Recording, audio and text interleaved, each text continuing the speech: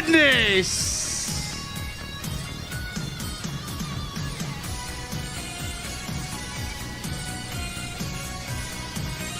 You know, it's tough to drive the dark horse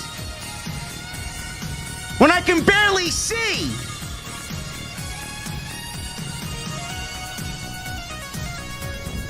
Ladies and gentlemen, tonight we're going to talk some AEW Dynamite. And honestly, it wasn't a bad show. Believe it or not, it wasn't a bad show. We got the Continental Classic continuing. We got MJF back on the show. The Death Riders need to die. We got Ricochet. Oh my goodness, my guy Ricochet, man. This guy's getting cucked out by Bobby Lashley. And we got the debut of JD Graham. And I don't know how I'm going to drink my old fashions, man. Might be a little difficult. Ladies and gentlemen, tonight we're going to the OTS venue inside my mother's basement. And tonight we're drinking. What are we drinking tonight? I don't know. How am I going to drink? When I get there, I don't know. But I want to know, what the fuck are you guys drinking? I'll see you over there.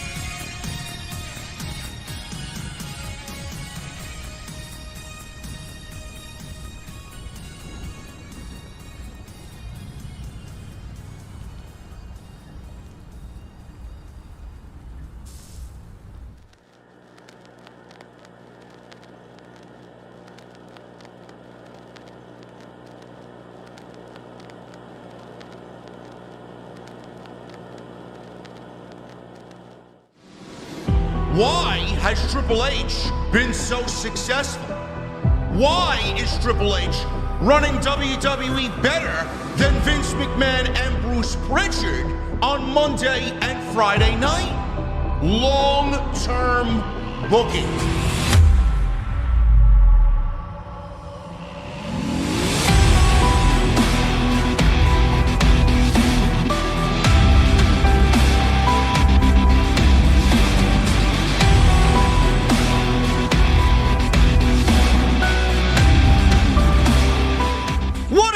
Guys, thank you so very much for joining me right here on Off the Script. This is your AEW Dynamite post show for December 18th, 2024. I am your host, JD Graham, always joined by my co-host and stranger that I've never met before, the Chi-Town Smart Jesse. What's going on, man? What's going on, brother? Who are you? I'm JD Graham. What? I'm JD Graham. Well, what happened to JD? Oh, he's over there at the bar drinking his old fashions. Yeah, how many old fashions is JD in, man? 3? Oh my goodness, man. He's already on 3. We haven't even started the stream yet, man. 3 old fashions. Holy shit. I thought you were a Mexican luchador. I am. You sound like a white dude from New York. I am. I'm a Mexican luchador, bro. We do it up in New York, man. You didn't know New York City has an unbelievable lucha libre scene, man. Tony Khan would be fucking jealous, bro. You say so, bro. Yeah. Let's do it. Yeah. Hey, what's with the Santa hat, man? It's not Christmas yet, Bro. This could be the last stream. Are we streaming? Why am I talking to you? because I'm JD Graham. I'm the host of the show tonight.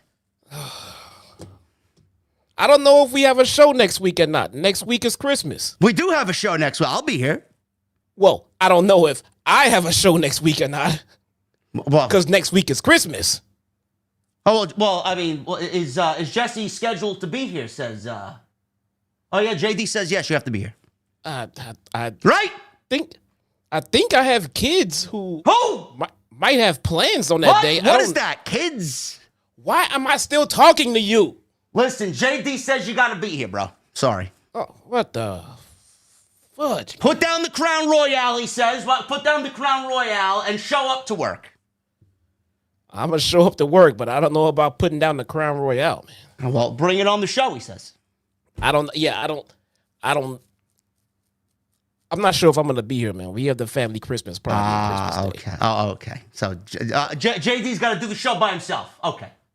Yeah, It's fine. You know, he says he doesn't need you anyway, man. It doesn't matter. Are the checks from TK clearing, bro? You're running podcasts now. Well, you know what? The checks from TK have actually stopped. I injured myself, undisclosed injury. I can't say what it is because I signed an NDA. Apparently, I am still looking for medical assistance. Well, don't worry. I hear TK is not about tacking time onto any luchador's contract. Listen, man. TK's not going to tack any time on top of my contract, man. WWE doesn't want me. I see. What do they need me for, man? Yeah, I don't know. I mean, you are clearly the MVP of Rampage? I mean, look at what they're doing to what's his name over there, Santos Escobar, man. Look at what happened there, man. What about Dragon Lee, man? Oh my goodness, I go over there, man. I'll be like Dragon Lee. At least Tony appreciates my skills and abilities. That's okay. I hear they're gonna hire another Mexican luchador that's gonna come in. They're gonna do something original. Who? So original that they ran a teaser with a circle or an O for original, and put a slash through it. They got rid of that guy, man. They didn't want nothing to do with him because they found out that he wanted to go to the E and work for Paul Levesque, bro. They didn't want nothing to do with him. Oh, I see. Yeah. I see. That makes sense. They were supposed to have big plans for them, man, but then they found out and Tony was a child and, Tony was petty. And he said, you know what? These guys could go, man. I don't need them anymore. They're old, dusty toys, man. I need some new toys. So he's got me. You do not sound like a Mexican luchador. Who? I'm just saying. How do we operate business around here, man? I'm new around these parts. I don't know what's going on. Well, first you have to introduce the people to the stream. Welcome to the AEW Dynamite post show. You didn't even get a rundown of the show before you just jumped on and took someone else's spot. No. We don't got no. That's not how we do it in Lucha Libre, bro. Oh my! We go in there blind and we fucking flip and dive and do silly acrobatics, man. We don't play, man. There's no producers for our matches. We just go in blind. That sounds about right. Yeah, I know. Yeah. That does. I mean, you saw my comrade tonight, Beast Mortos, man. He was fucking unbelievable tonight against Shelton Benjamin, wasn't he? Oh man, he was. Frank the attorney. I got some Beast Mortos. Frank the attorney, man. He's gonna need some help after that one. I got some Beast Mortos action, man. We do a special segment on this We'll get to it. We'll get to it. I heard about it. Apparently, it's a popular thing around here, man. I don't know. We'll talk about it. Listen, this is the Dynamite Post Show for your Wednesday, December 18th, 2024. Thank you for joining us wherever you may be on this Wednesday night. Very rainy in New York, man. This is unlike Mexican weather, bro. It's usually nice and warm and nice down there, man. What's this cold? What is this cold? You're from Chicago, man. You're probably dealing with a lot worse than me, right? I'm so confused right now. Why? I'm a weatherman too. You didn't know that? Now you're a weatherman too. Yep. From New York. Are you like what was his name? It was like Nashville's greatest luchador or Who? Alabama's greatest luchador. Jeff Jarrett? Oh God, no. Shout out to him not being on TV every week, by the way. Man, how do you fucking guys drink out of this goddamn thing, man? Holy shit. Holy shit. I can't even take a sip of my beverage, man. How do you guys do it? Fucking master getting in my way. That's Listen, man, you see, I got the AEW hoodie and the representation on tonight, man. Listen, man, we're going Lucha Libre tonight. All in. All in. I was parched. Excuse me. Anyway, let's get into this. This post show here, man. Dynamite was not that bad of a show tonight, I would say, and this may come as a surprise to some of the wackos out there, man, the sickos. This was actually a very good show, and I have to say this before I give the floor to Mr. Jesse here. I thought tonight. Now, I could make fun of them all I want because that's what I usually do. I like throwing facts at people, and I like throwing realization at people. You know, once upon a time, this company had debuted in Washington, D.C. in almost, I would say, the most grandiose way in front of 15,000 people. Everybody was excited about AEW. Right now, that was 5 years ago. Fast forward to today. They are in the arena where the Washington Mystics play. And it's a little arena that fills 4,200 people. And they drew maybe, I would say, roughly 3,000 people. But the thing is, Jesse, tonight, I felt like the show sounded so much better than it has been in the past. And it looked aesthetically better than it did in the last several weeks. And a lot of that has to do with the small downsizing of the venue. Now, clearly there still is attendance problems and there's still a lack of interest in the product, and that's going to continue. And I genuinely don't know if they are going to be able to fix that. But I thought the show looked good. I thought the show sounded good. We didn't get any of that cringy echo with the theme music. We didn't get cringy echoes from anybody using a microphone in ring and backstage. I thought the show flowed good. We got a little bit more video package and, vignettes than normal. We didn't have a show that was bombarding you 1,000 miles an hour. I thought tonight's show was a very good Wednesday night Dynamite tonight. I agree. It flowed quite well. I'm not gonna lie, dead fucking serious. I looked up at my watch at some point, and I thought like the show was coming to an end, and it was like 8:20. It was like an hour and 20 minutes into the show, and I'm like, wow. I think it doesn't feel like it's been on that long, and it's quite enjoyable. The matches were good. We still get the good wrestling and everything else. Everything was paced better. I mean, the stories are still convoluted. Don't get me wrong. You're not gonna fix the creative in 1 week. I mean, so I'm just trying to stay on point with what made the show good for those who might be asking, well, how was it? How's the creative bad every week? And this show is great because the wrestling made sense in position to where all the storylines were taking place, the backstage segments, everything else.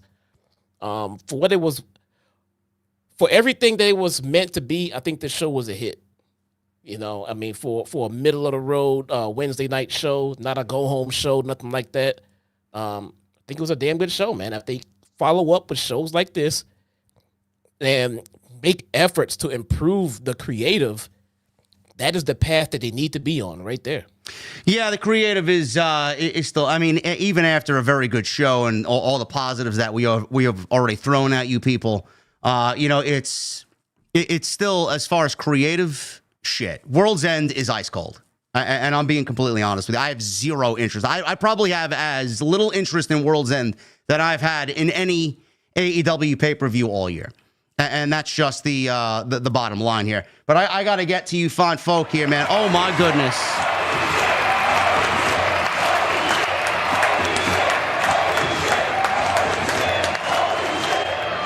We got 3 $100 bombs. The first one coming from our guy Dylan. Says, hey, JD, Graham, and Jesse. Hope you are both having a great day. Today is actually my 20th birthday. Why is Tony trying to kill Darby on live television? Also, when is JD Graham going to dethrone Moxley on his debut? Imagine if we get Chi-Town from New York as a tag team and JD has the mask on. Love it. There you go. Dylan. Look, man, Darby's trying to kill Darby tonight. Yeah, Will Ospreay didn't do anything to kill Darby Allin tonight. Yeah, no shit, man. Dylan, thank you very much, brother. We got David Thiering with a $100 super chat. Oh, my God.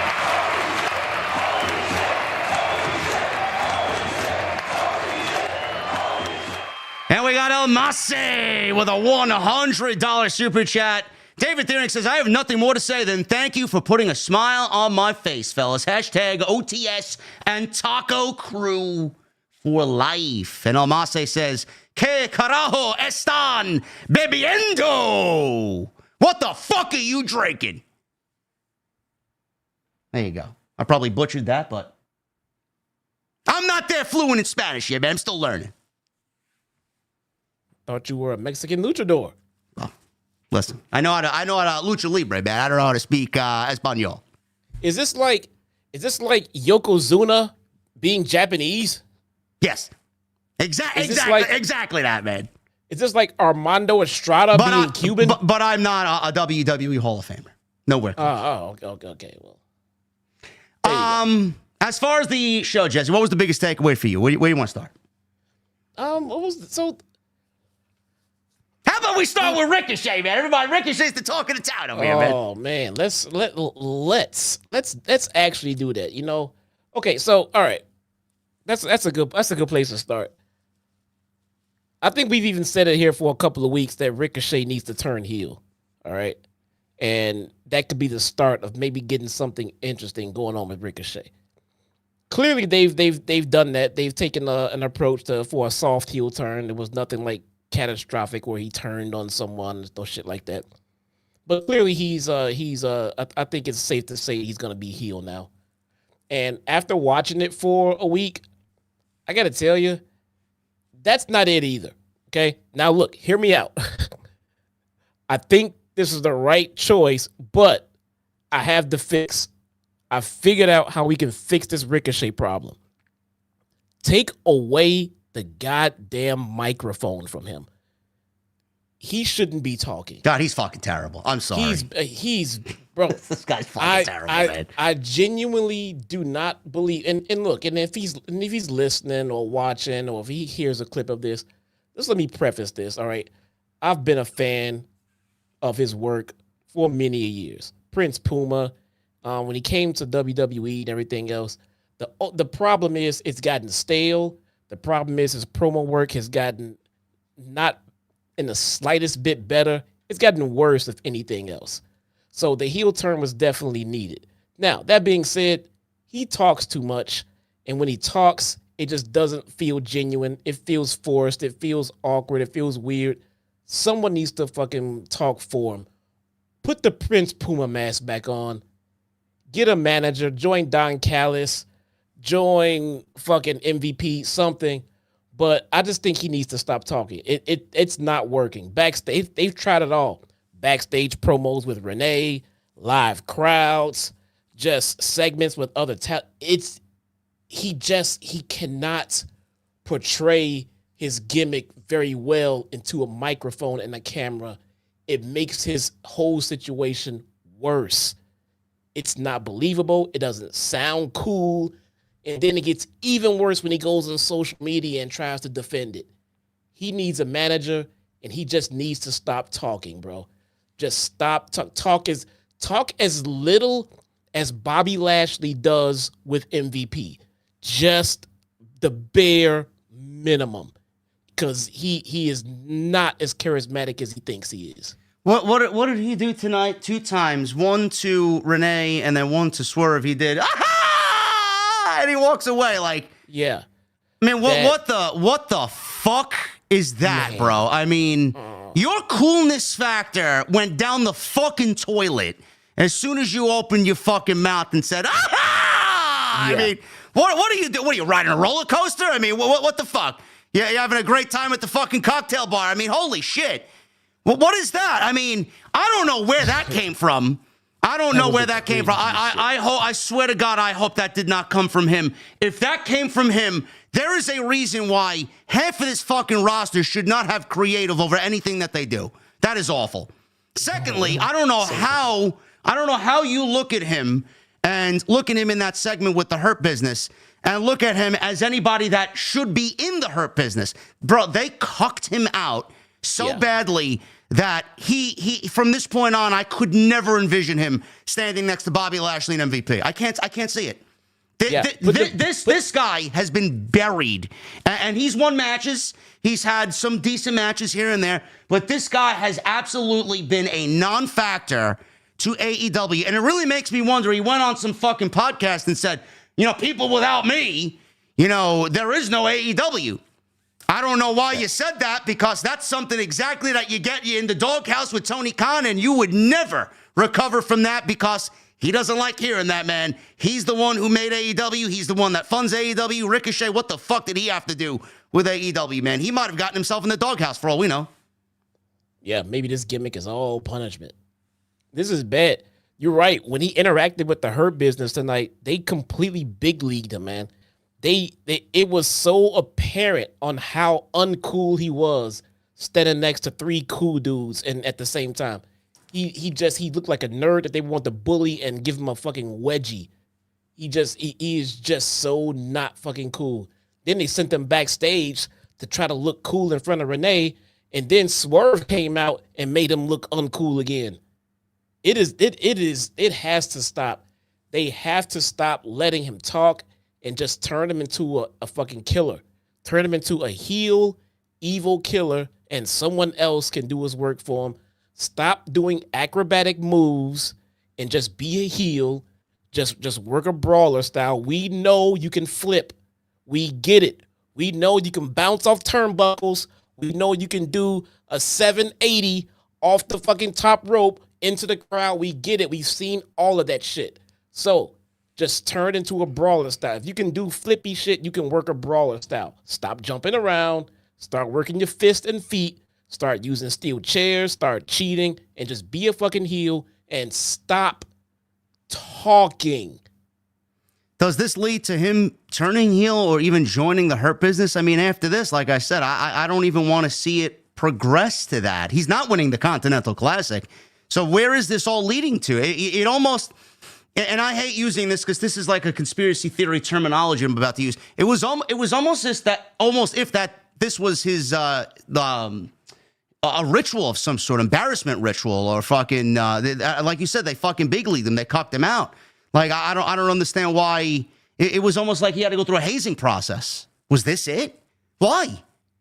I don't really understand that. He's been here too long to now start doing a hazing process. Well, it makes me wonder about the comments that he made. I mean, it's just funny that they were made last week, and then this week it's like, all right, man, we're going to fucking bury you on live television. Well, I mean... Humiliation ritual. That's what I was going for. The thing I don't get, though, is that if you're going to turn him heel, which, I mean, what they essentially did, I don't understand why they treated him like this right now after he turned heel. He should have still been the smiley baby face getting big leagued and bullied around by everybody to then show up next week or the week after and then be a dick because he didn't like how he was being treated. But you turn him heel and then make him look like a fucking idiot, you've already shit on his heel turn. Yeah. Already. Yeah. I don't get it. I don't know. I don't understand it. I mean, does he do something? I know he's wrestling Will Ospreay on Saturday at the Hammerstein Ballroom. I will be watching that collision. I don't usually watch it, but from the Hammerstein Ballroom, I will be watching that show. Does he? I don't think he beats Ospreay. I really don't. Ospreay lost tonight to Darby Allin. I can't see Ospreay losing 2 matches in a row. Otherwise, he's not going to get to the semifinal here in the Continental Classic. Does he beat up Ospreay and show the Hurt Business that he can really hurt people and beat people up? Is that what they're going for here? Maybe. To prove himself against Will Ospreay to the Hurt Business? It's possible because they've already ventured down the path of an Ospreay losing streak angle. They touched on it on Collision last week, so it's possible. If he loses on Saturday, is he out of the tournament statistically? No, I think everybody in that league is pretty much even, tied. Oh, okay, then if he can take a loss next week, I could see them giving him a loss, Ospreay, to further the currently losing gimmick that they. After Saturday, there's only 1 match left, so I would think he has to. He's got to win. Yeah. Well, maybe he does win. Maybe he does win, and then they wrestle each other again in a 3rd match, and that would be the deciding factor. He gets the win. Well, if Ospreay is not going to win the whole tournament, then it doesn't matter where he's eliminated. Then, if they really want to invest in his heel turn, I don't see them. Well, I thought we were creatively booking Fletcher and Ospreay again. Right, but I don't see the point in turning the guy heel and then making him look like a schmuck and then having him lose. I don't know. I don't really get it. Oh, my goodness. Jason Barker with a $100 super chat. He says, hey, y'all, decent show tonight. Match tonight was Will Ospreay versus Darby Allin for me. The only thing that Darby Allin has won is partial numbness in the limbs and scoliosis tonight. Holy shit. OTS for life. Jason Barker, thank you, brother. That's big. Speaking of Ricochet, just one last thing. He don't even look like he dresses the part in the Hurt Business. I mean, look at their suits and then look at him, man. He looks like a fucking checkerboard. Yeah, he could definitely take some Bobby Lashley fashion tips for sure. Yeah, I'm never a big fan of the patterned suits. You know, I like a solid color. Lashley rocked it, killed it. Well, I mean, yeah, but it was like the same. It was the same color. It was red on red, though. That's fine. Did he? I think he had like a pinstripe at one point, though. Did he? Yeah, if not here in the E, he definitely rocked the pinstripe. But he always looked clean. Lashley always looked clean. Whatever he. Lashley's a fantastic dresser, and so is MVP. Yep. Hey, maybe the best thing about the fucking show, the whole fucking brand right now. Honestly, doing good stuff, man. Yeah. It's time to start paying off some of these teasers, though. Yeah, I agree. We're going to go with the rest of the show, guys. Ricochet was just a small portion of the show. Just an awful segment with Ricochet. 2 segments, actually, with Ricochet. We're going to go with the Continental Classic. Will Ospreay, Darby Allin. We got Shelton Benjamin and the Beast Mortos in a Continental Classic match tonight.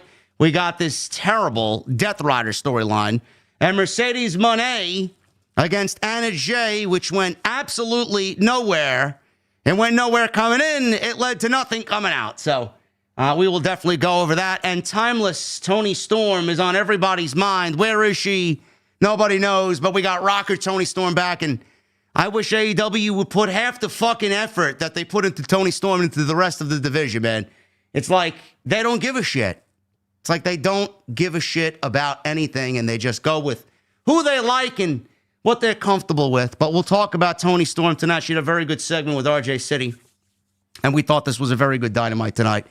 All things considering, still nothing to get overly excited about. World's End is ice fucking cold, but at least the show itself was a very good 2 hours of pro wrestling television. We will definitely go over that tonight, right here on the show. Thank you guys very much for joining us. We got 2,300 people in here. We got super chats are open. You guys have already started the party. Likes, we're at 500. We need another 500 for 1,000. That is the goal. So if you guys want to hit that thumbs up, helps us out in the algorithm for sure. So make sure you guys go and do that. If you guys want to also help out with the algorithm, leave a comment in the comment section after the fact. When this video posts to YouTube, all the comments help us out in the algorithm. We love being in the algorithm, man. So make sure you guys go and do that. Go check out all the content on the channel. JD and the Solid Monster were live on Tuesday Night Titans, episode 77.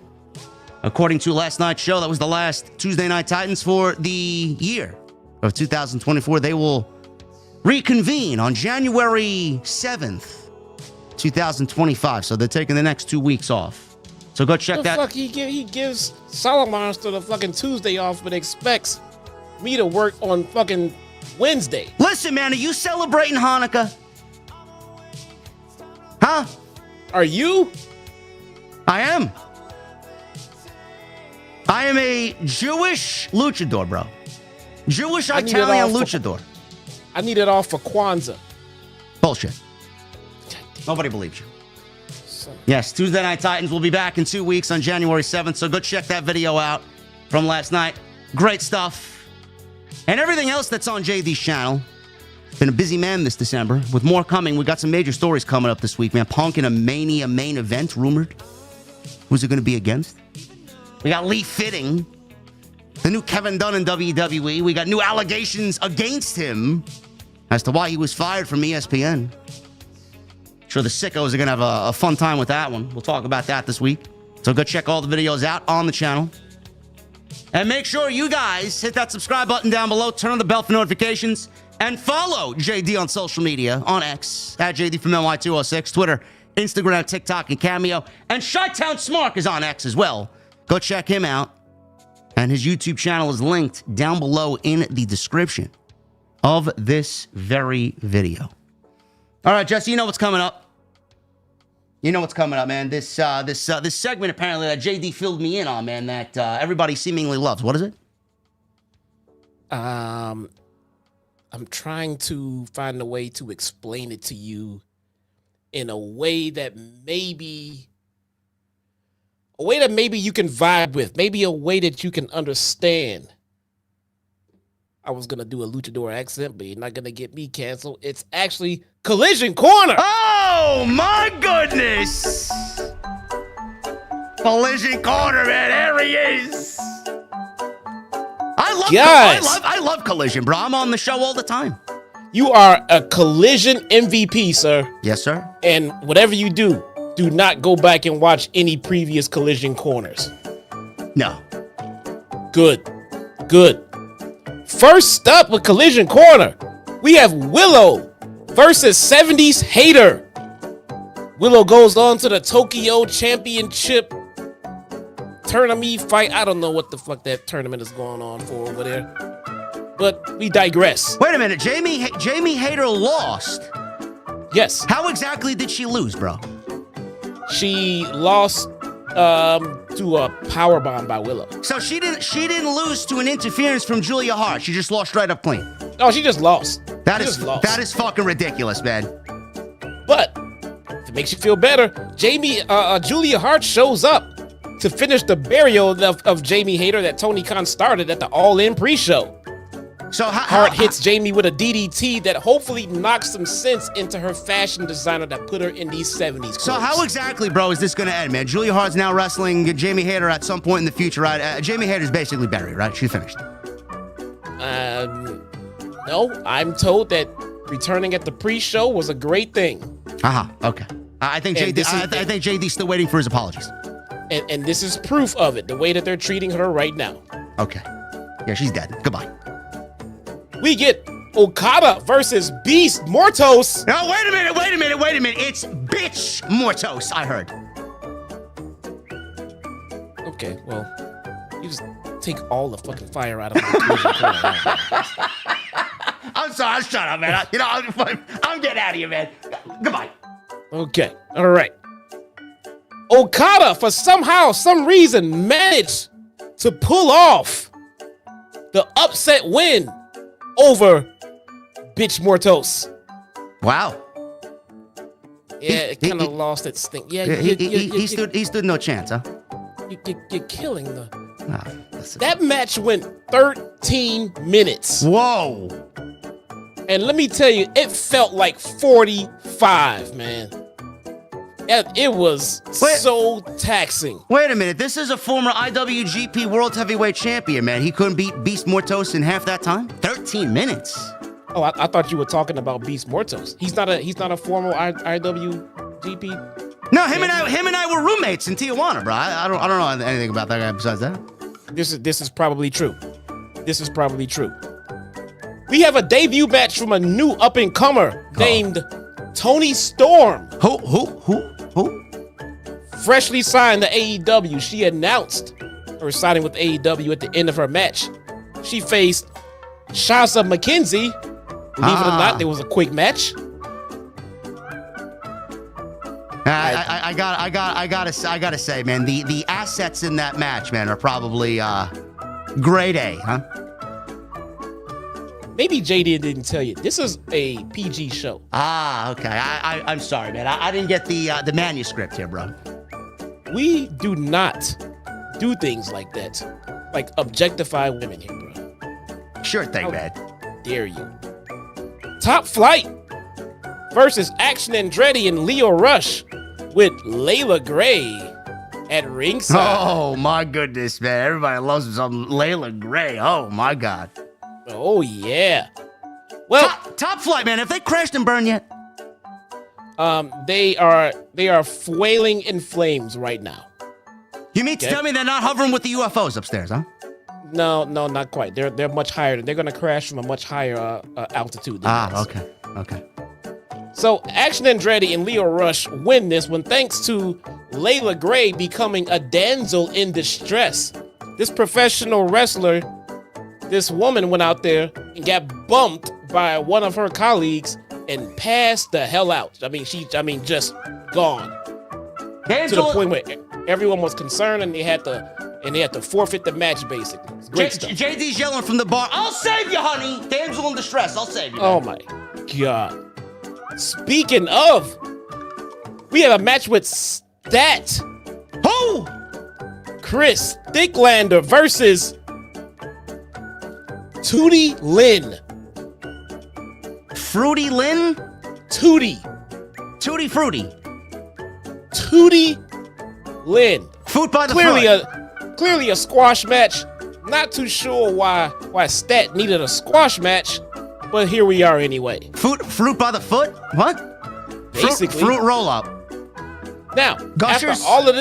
after all of this action, you're probably asking, man, we need a big 10-man clusterfuck tag match. Well, I got one for you, buddy. We got Orange Cassidy and the Outrunners and Sin Cara and Daniel Garcia versus MXM Collection and the Premier Athletes. I have no recollection of what you're talking about. JD's yelling from the bar, bro. He's like, have you any Dunkaroos over there with Fruity Lynn there? Tootie Lynn's name and how to pronounce it was more interesting than that 40-man tag match. JD wants vanilla Dunkaroos, bro. I don't think we have that here. We got Kyle Fletcher versus Mark Briscoe in what was actually fantastic match. Wait a minute, is this the Kyle Fletcher? I need to know, man. Or is this somebody else, man? Nope. Kyle Fletcher, bruh, right here. You mean Kyle Fletcher let it all hang out on Saturday night, huh? Oh, you're thinking dirty again. I keep telling you, this is a PG show. You're gonna get us canceled. We would never, ever. So don't go look up Kyle. If you haven't seen that, do not go look up Kyle Fletcher on X, Twitter. Please don't. Do not, because the Kyle Fletcher that I found is the wrong Kyle Fletcher, man. We have the Death Riders. What? We got the Death Riders they threw masks over FTR's heads, all right, and they took them out to the parking lot, and they proceeded to beat the crap out of them behind the door. It sounded like they were bashing their heads into the door as Wheeler Yuta was holding the camera. I mean, it just sounded like they were getting pummeled to a bloody pulp. Yuta's filming. They close the door. It sounded like someone's getting their head bashed in. I sincerely hope that Cash Wheeler and that door is okay. Ladies and gentlemen, you know why they did that, right? Because they wanted to beat the rah-rah speech out of Dax, man. They're tired of it too. Hey, I didn't want to say it, but somebody's got to give the rah-rah speech. Ladies and gentlemen, that is this week's edition of Collision Corner, and just like always, I watch Collision so you don't have to. Indeed. Oh my goodness, man. This fucking guy. There he is, look. Collision Corner, man. Unbelievable. Unbelievable. I sincerely hope Cash is okay. What is that? Aisle 4 for Tutti Frutti. Okay. Fresh and fruity. Fresh and fruity, right? Okay. You guys remember Fruit by the Foot? My mom always used to pack me fruit by the foot in the fucking brown bag when she took me to school, man. So, my wife showed me a trick with fruit by the foot. Is it alcoholic? Yeah. Oh, man. Yeah, let's call it alcoholic. Alcoholic fruit by the foot, man. Does that exist? It involved alcohol that night. Sure. Oh, okay. Well, I don't want to listen, man. I thought this was a PG show. It is. What are you thinking about? I can't talk about fucking Tony Cake, right? And you're over here talking about fucking fruit by the fucking foot. Hey, there's no talking about Tony's Cake when Stats on the show, by the way. All right. I prefer Tony's Cake, man. I don't know. Man. Dynamite. Let's get this show on the road here. We open up with Mercedes Mone against Anna Jay. TBS title match. If you're asking where the story is coming into this match, I am sorry to be the bearer of bad news. There was none. And no matter how much they want to fabricate a story, good luck with that. I covered the story in like 2 weeks ago of Collision Corner. No, there's no story. See, what's the story? She lost her title match with Mariah May, and she decided to go for the title with Mercedes. Cool. So we lose, become a loser, and then go after the other title and risk being a loser again. Yeah. Okay, that's great. That's sound storytelling, man. I can't wait to tune in weekly to watch this riveting fucking dramatic television. Bro, that's Attitude Era levels of story. What are you talking about, man? Mercedes was talking to town on social media today because she chewed out some troll who called her cringe or said that she is taking a step down or a step backwards in her career by joining AEW and doing basically nothing this year. So what I found funny here is the fact that she's on the treadmill addressing this troll, Jesse, and the first thing out of her mouth is the fact that she is richer than ever. That stuck out to me, man. Did you see this clip? Yeah, yes, I did, man. She's richer than ever, man. Living a great life. That's great, man. Richer than ever. I mean, everybody's richer than ever working for AEW because Tony fucking throws money at you. Hey, man, as long as Mercedes is rich, then pro wrestling is thriving, right? There you go. There you go. Nothing about her great wrestling ability and everything. That's the first thing you start. I'm richer than ever. That's great. Well, gee, I wonder why you're here. Yeah, and she's single too. Man, that's good for her. I mean, man, that's maybe we don't know. You made it big, and now you want. Oh, man, okay. Shout out to Mikaze, by the way. We love Mikaze. Shout out to Mikaze. We love him. Mercedes and Anna Jay.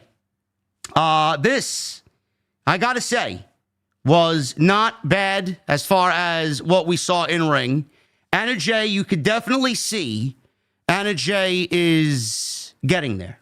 She's getting there, and she is getting better and better. She's not there yet, clearly, but you could see that she's a lot better than what she was in the beginning phases of AEW for sure. This was a very decent back and forth here between these two, and Mercedes being as great as she is in the ring, she led Anna Jay to a decent match. So we'll pick it up after the commercial break. And Monet slammed Jay down by the hair. Her favorite Meteora off the second rope for a 2. And she stays in control through a commercial break. Mone missed a corner charge when things returned, allowing Jay to hit a blockbuster for 2.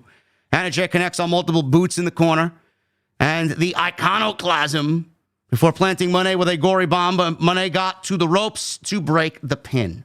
Spin kick connects in the ropes, hanging neck breaker. Crowd is into it. Anna Jay locked on the Queen Slayer. Mone bit at the arm to break herself free. Common sense there. Nice move there. Jay tried to get back into it. Mone locked in the statement maker. Jay used her legs to free herself. Mone wanted the Mone maker, but Jay repeatedly ran her into the corner. Mercedes quickly recovered with a sunset bomb and double knees in the corner before hitting the Mone maker for the win. So she's back to using the Mone maker. It looks like she's going back to that. It was the bank statements or the statement maker before that. But she did get the victory here over Anna Jay. Like I said, nothing coming into this. Barely anything coming into this. Nobody gave Anna Jay a fucking shot in the dark of winning the TBS title. And nothing coming out of it. It's just another name that they threw in front of Mercedes to pad her stats for the year. She's quickly running through everybody. And I'm going to stand firm on what I said on social media, Jesse. I feel like a lot of people are not looking at the problems within the women's division. Sure, Mercedes is a big name. There's no story coming out of anything but Toni Storm and what she's got going on, building to that Grand Slam show in Australia. They have thrown every name at Mercedes, and there is no story. Camille is a non-factor. They've abandoned that after 3 weeks, man. We haven't heard a fucking thing about Camille after she quit. So I don't even know if they're going to revisit that at all. I thought that would be set up for the match at World's End. Clearly, that's not the case. This division still feels so ice cold with her there. There is no credible opponents at all for Mercedes or Mariah at this point. And the only credible threat here is Toni Storm from Mariah May. Mercedes has none. Now, we know what they need to do. And the one woman that we want to see her in the ring with is currently the Ring of Honor World Heavyweight Champion, the women's champion. That's Athena. Will they ever get to that? That's beyond our fucking intelligence. We don't know. But right now, there's nothing going on here, man. I just feel like this division has gone literally nowhere from where she debuted to where we see now at the end of the man. Zero change whatsoever. Yeah, it's not a good look. I've been avoiding this comparison for as long as I could because I didn't want to jump to it. But they have, I don't know, intentionally or unintentionally made Mercedes the Charlotte Flair of AEW. They did. And that's not a good thing. It's really not. It's something that people, it means someone already has negative stigma about your gimmick and your character before you even enter a feud, before you even enter a ring. Everyone knows how it's going to end. She's made it abundantly clear that she's making far and beyond more money than anyone else. She's getting booking preparation. We've already heard she has her own writer and everything else. I mean, you've laid out the red carpet for this woman, and she has done nothing to improve the division. You know, I've said for a little while now that the marks of a great leader is not about how many people you knock down. It's about how many people you bring up. And I can't think of anyone that she's brought up. She attempted to bring up Camille. That failed, so she literally dropped her. You know, the only thing I can see coming from this is whenever Mercedes does eventually lose that title, it'll be because of Camille interference. Camille will cost her the title, and then she'll go on to feud with Camille. But even still, it still wasn't worth doing what you did to Camille's gimmick. From what I'm hearing from diehard fans of Camille, she was a fucking killer. She was a killer, and they've made her into a joke. And that can't be a good thing. That's why I'm really terrified to see Megan Bayne join, because I don't know where that's gonna go. Clearly they've decided to bury Jamie Hayter. Britt Baker's on the side of milk cartons right now, right next to Deonna Purrazzo, who I have no idea why is just hanging out in catering and Collision. I don't get it. It's like that. It's like no one cares about the women's division anymore. And again, since Brandy left, this division sucks. I'm going to flat out say it. And Jesse's comparison with Mercedes to Charlotte Flair is spot on. You know, and I hate saying it. I genuinely hate even agreeing with something like that, but it needs to be said. She could not be Charlotte Flair in WWE, even though she had all the skills and the abilities and the star power to be. And I've always said that if both women walked into a room, who's the bigger star? I'm always going to point to Mercedes. I've always said that, and I stand firm behind that. But it almost does come off as if she couldn't be what she wanted to be in WWE, and now she's asserting her dominance in AEW because she can. And she can doubly because she's got the backing of Tony Khan, and she's making the most money for it. You know, she's got her own locker room. She flies in the private jet. She does whatever she wants. She makes her own matches. She's got her own writer, her own creative. It's like, all right, but where's the fucking story? Where is the growth in the division? Has anybody benefited from Mercedes at all as far as, hey, man, she's here? Has she elevated anybody? I can't say she has. Camille, dead. Anna Jay, what did tonight do? Nothing. Chris Statlander, nothing. Willow, nothing. Where are we going? Who's next? I don't get this lack of effort. Everybody comes in and wants to be about themselves. Nobody gives a fuck about this place. They don't. Gonna flat out say it. Nobody gives a shit about AEW. They only care about how much money they're making and what they are doing. They don't give a fuck about the company. And it sucks that I have to say that so bluntly, but that's exactly what is going on here. And Mercedes is the fucking primary reason for this division being and feeling that way. Yep. I'm waiting for her to have the bangers that it felt like that she wanted to constantly do. I'm waiting for her to have her Sasha and Bayley match, you know, and there's plenty of talent to go out there and physically have the match with. All you need is a fantastic story to tell going into it. Mercedes' story was botched upon entry. As soon as they brought her into the company, they immediately strapped titles and wins on her and made her untouchable and unbeatable. She struggled for nothing at the position that she has. She's only a heel because the crowd rejected her babyface run. It's really bad. I don't know how they're going to fix it, but the longer it takes, the less people are going to care and are not going to care when she does try to fix it. It's a really bad look for Mercedes right now in AEW. We need more than great matches from her, Jesse. She could deliver a great match in her fucking sleep. We need her to start telling a story. Why was the Bayley and Sasha feud so iconic? Because of story. Because of the story. That's it. The match only enhanced everything else before it. So I don't. That's what we need. I don't know. I don't understand why she feels like she could just go out there and wrestle to her heart's desire. We need a fucking story behind it. I mean, everybody's claiming that this match with Hazuki on Sunday was great. I haven't watched it yet. I'm sure it was, but she can fucking deliver a great match in a coma. It doesn't matter who's in the ring with her. We know that's what she does. There needs to be story. How is she elevating everybody else? Sasha Banks elevated everyone else that she was in the ring with. Mercedes Moné has not. There's a fucking difference between the two. You figure it out. It's not that difficult to see. Yep. Moving on. FTR. Actually, before we move on to FTR, here's another thing. I want to see what Jesse says about this. Apparently, after the match was over, Statlander was shown backstage watching post-match as Mercedes was holding up both her women's championships, the women's never openweight championship and the strong openweight championship, whatever it's called, and then the TBS title. Are we going back to Chris Statlander and Mercedes again, Jesse? Probably. And I don't think anyone's excited about it. I'm more excited about what Mariah May does as a champion than Mercedes right now. Because right now, at least Mariah comes off as a beatable champion. All right, she has an aura around her where she has earned her heel boos. It seriously feels like Mercedes has nothing but go away heat right now, and it's not a good look. So it's hard to get invested in anything that she gets into. Would I be interested in seeing another another Mercedes and Statlander match? Sure. When the bell rings, great. When the bell rings again, I'm done caring.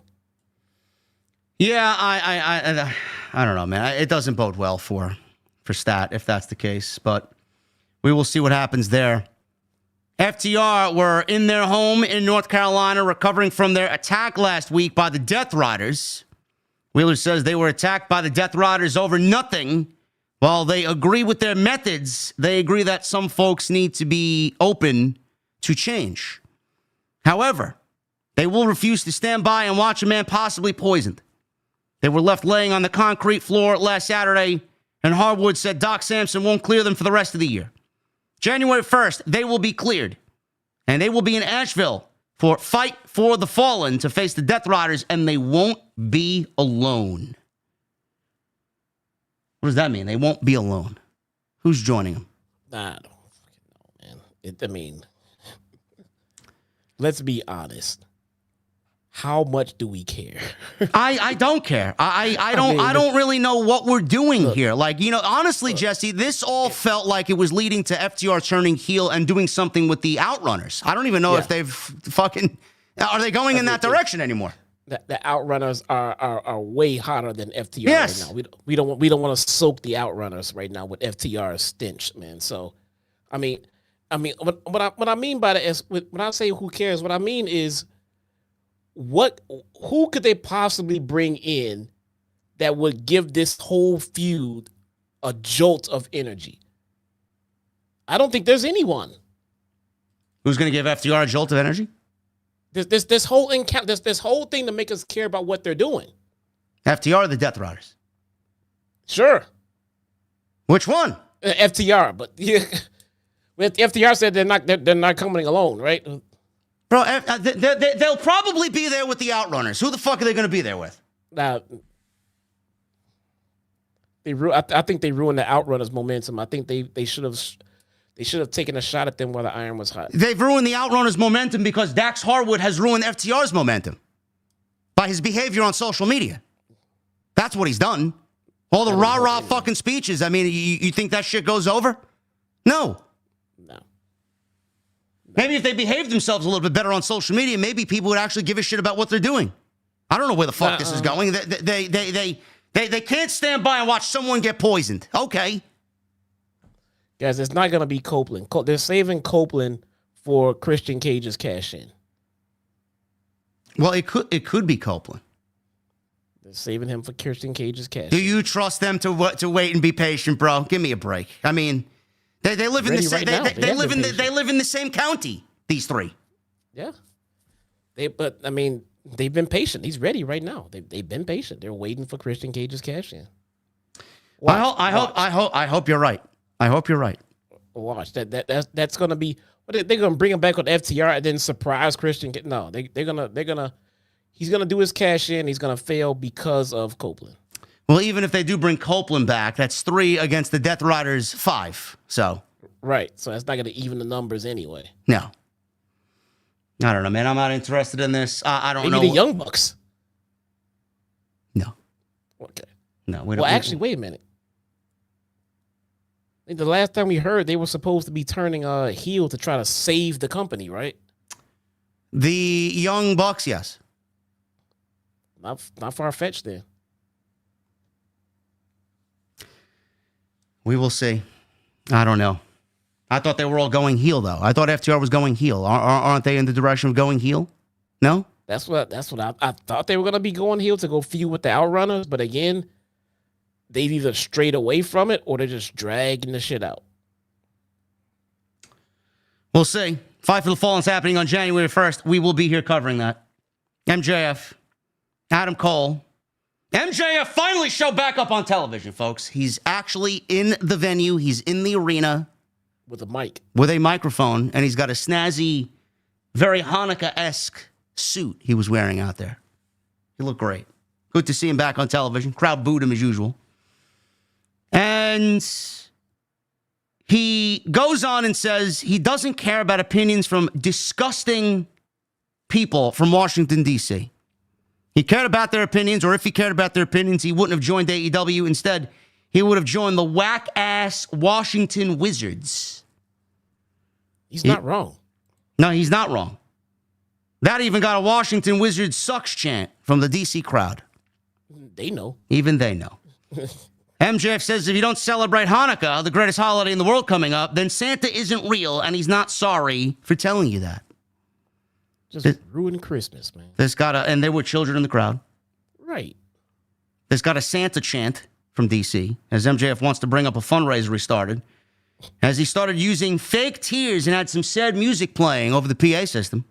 MJF looked into the camera saying, picture this, a small child next to you. It needs food. Imagine it's this baby. And he points to the big screen. And we see a vision or a shot digitally altered of a super skinny, yellow Adam Cole. Obviously, it's been photoshopped. And then he tells people to scan the QR code on the screen that pops up. And it brings you to the payperview.com website where you can order World's End for $49.99. If you do that, you can put this malnourished yellow child out of his misery. Adam Cole then shows up on the big screen. He says he wants to give MJF a heads up. He had a meeting with Tony Khan. Cole says if he wants to grab the Dynamite diamond ring and use it before the end of the match, there will be 2 men to make sure that doesn't happen. I'm going to stop there, Jays, before I go on with the rest of this segment. Are we getting some sort of diamond ring on a pole match or a ladder match with the diamond ring hanging above? What does that mean? Nah, I don't know. I didn't take it as... I No? thought that the whole thing was just for the ring. But I got to tell you this. I don't like how they showed that image of Cole and portrayed him in this segment. I mean, I get it. MJF is a dick. That's what he does. But he's already fighting, body image hate online as it is. And I don't think that's going to help his cause at all. Well, I could see them adding fuel on top of that fire for sure. Yeah, and I'm sure Adam Cole. Every week I see something in regards to Adam Cole on social media. Oh, he's yellow. He's got too much spray tan. He's too thin. He's got no muscle. He should hit the gym. The usual spiel. I mean, it is MJF, and he usually takes what happens on social media and just highlights it in his feud. Yeah, that is true. I mean, here's why I say that. You got MJ Cole who has, dad bod or whatever you want to call it, just average looking guy, whatever you want to call it. But to me, it looks like you have a guy that has chosen not to inject himself with any kind of body changing chemicals. Okay? And you want to shame him and then put over the guys who are on TV that clearly may look like that they possibly could be doing something of the such. What is the image we trying to portray here? I don't know. That was my only thing with it. I'm not gonna point out any other names of who could be using said things. All I'm gonna say is this is how wrestlers end up going into using said things because of the body shaming they get when they don't. If the guy can wrestle, he can wrestle. If you can't wrestle that well and you want to look the part, then maybe that's something you should do. But if you can wrestle your ass off, maybe you don't need to. No, I'm not here to critique Adam Cole's body or his physique. I'm not. The guy was out for 15 fucking months. What could he do on a bum ankle that he had 2 surgery on? Yeah. How many times have we seen wrestlers go out injured, then come back? He looks jacked. Well, yeah, not everybody's going to look like Randy Orton, bro. I wonder why. But Adam Cole physically looked a lot better. I'm just being blunt with you. He looked physically a lot better when he was leading NXT Black and Gold. That's all I'm going to say. Yeah. Yeah. He looked like a world champion. He looked like a guy that could lead a brand. Now, mixed with the story and the way that he looks, he doesn't. I don't know what you want me to say. I get it. That's on him. But for that, I agree with you. For them to highlight that, yes, it's MJF's character. I'm not going to fucking, say he can't. That's what he's done that to everybody before Adam Cole for 5 fucking years. I'm not going to sit here and tell you, or MJF did wrong here. No, that's exactly what MJF is. That's what he does. That's what he does. Yeah. I mean, to me, it should be telegraphing who's going to win that match, though. Because if MJF throws those kind of shades at him and then he still beats him, that's just fucked up, man. No, I don't. I don't think MJF loses this match at the pay-per-view. I don't. That's like Triple H beating Booker T after their build bad. I don't see MJF losing this match. No way. Yeah, me either. I genuinely think, and here at the end of this segment here, Adam Cole said there's one more thing that he forgot to say. Is he kicking his ass yet? He stood up with Matt Taven and Mike Bennett behind him. And Cole was behind MJF. This was a pre-recorded segment. Obviously, he showed up behind MJF. He super kicked MJF, went for a Panama Sunrise, and MJF bailed as the segment came to an end. I think, we've been discussing this for several weeks now. I don't know if they join MJF, but I think Taven and Bennett turn on Adam Cole, and that's the reason why MJF wins the match on World's End. I'm so confused, though, with turning on this and doing that because of how he got here originally. They started flip-flopping and turning before this feud even started. And now we got to consider other turns and flips in the middle of it. I mean, are they just going back to where they started originally? It's so easy. You see how confusing shit is? Well, my point is, if Taven and Bennett turn and they don't join MJF, what the fuck are they doing? Are they going to is Undisputed Era going to feud with the fucking Kingdom? Like, who gives a fuck about that? So we're going from one storyline that nobody gives a shit about, unfortunately, to another storyline that is going to be even fucking lower on the totem pole that people are not going to give a shit about even more. So what do they do if they turn on Adam Cole? I think Roddy getting hurt was also a problem for this storyline, too. Is he legitimately hurt? Yeah, he's out, man. I thought he was just selling an injury. I'm pretty sure. I'm going to assume this guy is out if they've kept him away from this story this damn long, because the story is not compelling enough to keep it going without him. I don't know. None of this makes sense. The fact of the fucking matter is that this match is taking place at the pay-per-view in 2 weeks for the Dynamite Diamond Ring. And I'm still wondering and wondering about an explanation as to why this match is for the Diamond Ring when it has nothing to do with the Diamond Ring. Nobody's made a mention of why this Diamond Ring is important. Why? Does Adam Cole want the Diamond Ring? What does he want it for? What is he going to use it for? Can someone please explain it to me? I kind of forgot about the Diamond Ring aspect of this. It's fucking highlighted in the graphic. Adam Cole vs. MJF, Dynamite Diamond Ring. Yes, Tony spent a lot of money on getting it made. It's fucking worthless. MJF has never lost it in 5 years. I don't see him losing it now. And even if he does, like what is the benefit of it? It's just a free cheat tool or something? It's basically what it is. Because he hides it from the ref. It's basically what it is. But he hides it from the ref every time he fucking cheats. So anybody could just bring in a foreign object and hide it and use it. I don't know. Moving on. Ice cold. MJF cuts a very good set. Very entertaining as usual. Adam Cole. Always loved Adam Cole. This feud is dead. I can't even begin to tell you how they need to move on from this, and fast. This match ends at World's End. Both of these guys can move on to something else, and MJF gets slotted into at least the fucking top 3 in this company of importance if he's going to be back. Sapp said today that he's wrapped up commitments for whatever he was filming. So hopefully he stays healthy and we get him back in a major fucking program with some story. Hopefully. Jamie Hayter, speaking of no hope, Jamie Hayter, she's backstage. She lost to Willow on Collision. Clean. Couldn't even be bothered to book Julia Hart into the fucking outcome of the match to actually protect Jamie Hayter. Gee, man, I'm still wondering about all those people that complained that I complained that she returned on the pre-show at All In. Where are these people now? Are you complaining now? Nope, they're gone. Jesse and I saw the vision back in August. Yep. They don't get it's just not everybody who tried to justify it. It was all stupid. It's just not the way you would treat someone who you're trying to book as a legitimate contender at the top of a division. You bring her back in the fucking pre-show? She was buried right there. I knew they were gonna fucking bury her right there. Jamie Hayter was backstage, who said she can't fight what you can't see and calls Julia Hart a coward. Hart returned on Collision last week after Hayter was tired and said it was a sneaky move, message sent.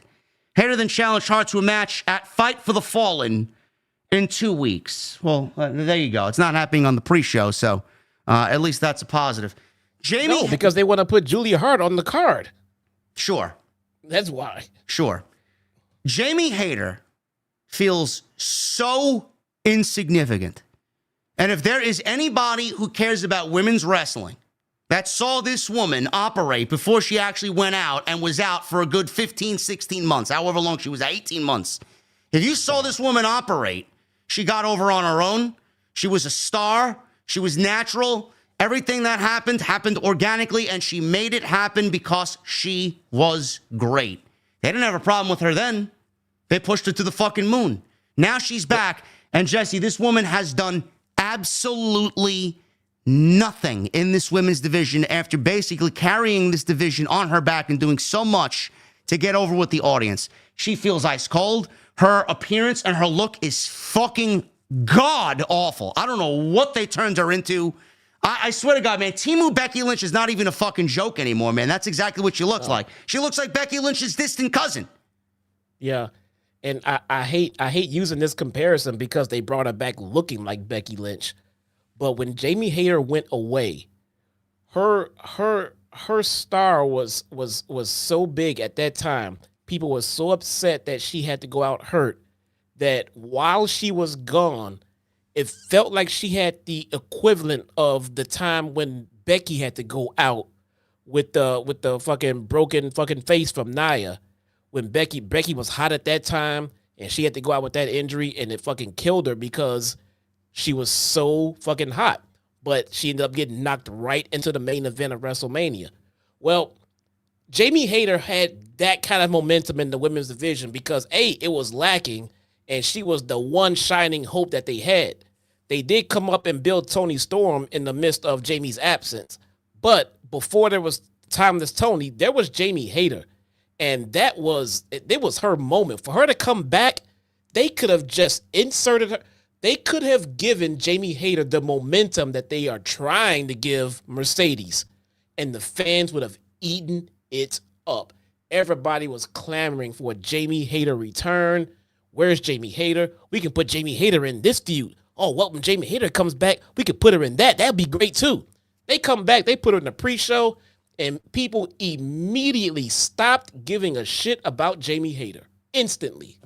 You know, Tony Khan is in the business of pro wrestling. And if you're in the business of pro wrestling and you're running a fucking business and a company that needs stars to flourish, you should be in the position as the fucking boss to build new stars. Jamie Hayter built herself to be the biggest star in your women's division. But after all these months with her being out, his fucking gleaming eye found some new toys to go get interested in, and Jamie Hayter went in the toy bin just like everybody else. And when she got back, he was not interested in playing with Jamie Hayter.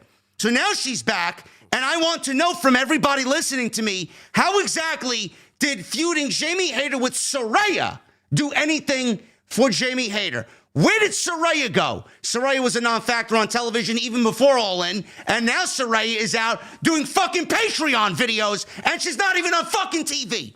So how exactly did you help enhance Jamie Hayter whatsoever? What has she done since All In? Absolutely nothing. Now she's in this fucking tournament for some rinky-dink fucking title in New Japan that nobody even knows exists. And now she's feuding with Julia Hart. How exactly are you building Jamie Hayter in the way that everybody wants you to build Jamie Hayter? By feuding her with someone who's just returning, who hasn't had a fucking match yet, who obviously needs to go over, Jamie Hayter.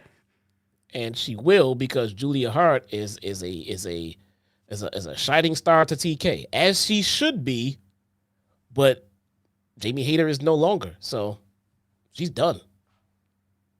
I want someone to fucking come out there and tell me that with her comments that she made towards Phil Brooks, I want someone to tell me that what she said has no bearing on how she's booked creatively on TV, because every single time I think of Jamie Hayter, and anybody for that matter, Ricky Starks, fucking anybody that mentions Cody or CM Punk, I want these people to fucking come in me and tell me that that's not the case. She's not being booked. Someone tell me. Ricky Starks. It can't be. It can't be this fucking blatant. It can't. It is so blatant. It's so blatant. In a division where you need fucking credibility, you got the one woman out there that has the credibility of half the fucking roster combined, and she looks like a fucking starring role in Austin Powers 4. FTR came to AEW being sold on the fact of how tag team wrestling was going to be dominant and they'd be at the top of the fucking card, feuding with the Bucks most of the time. Well, FTR were close friends with Punk. Look at how FTR has been booked since Phil left. Buried. They tweet, nobody cares. They're on TV, nobody cares. Rah this, rah that. Yeah, sure thing. Shut the fuck up. Nobody gives a fuck. Ricky Starks? Fuck out of here. Where is he? Sean Ross Sappy says he's overseas. He ain't showing up at the fucking Hammerstein Ballroom. Give me a break. Danhausen? He wouldn't even sign a fan's poster. Danhausen? Forget about Danhausen. No, Danhausen's dead. Forget about it. Done. Jamie Hayter, I'm sure Penta and Ray Phoenix, Andrade, nobody had, they all suffered from fucking punkitis and Cody-itis. Jack Perry hated Punk. Jack Perry got a title, got a push.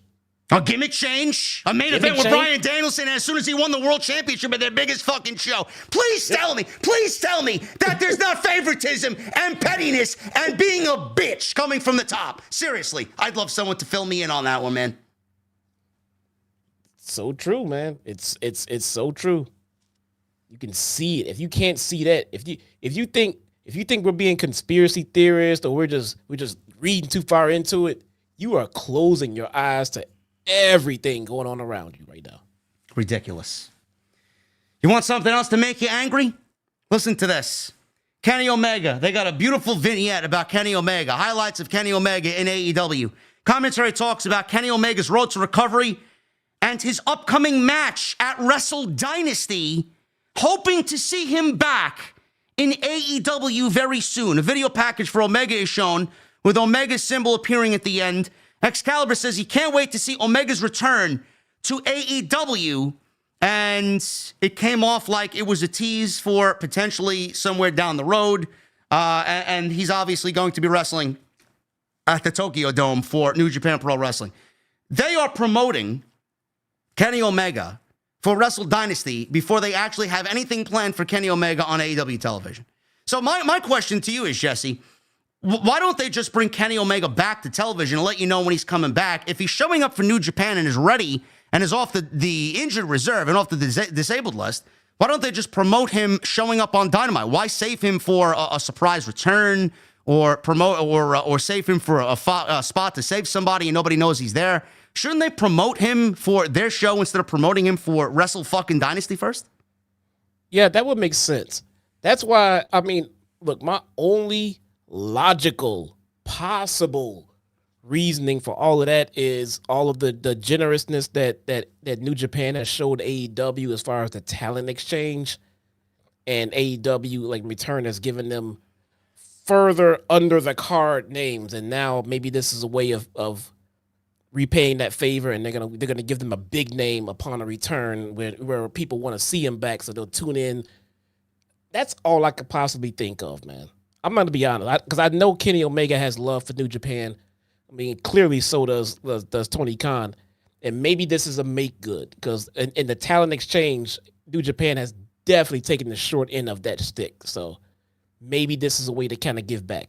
I'm not saying it's the right thing to do. I'm saying maybe that explains why they're doing what they're doing with Kenny right now.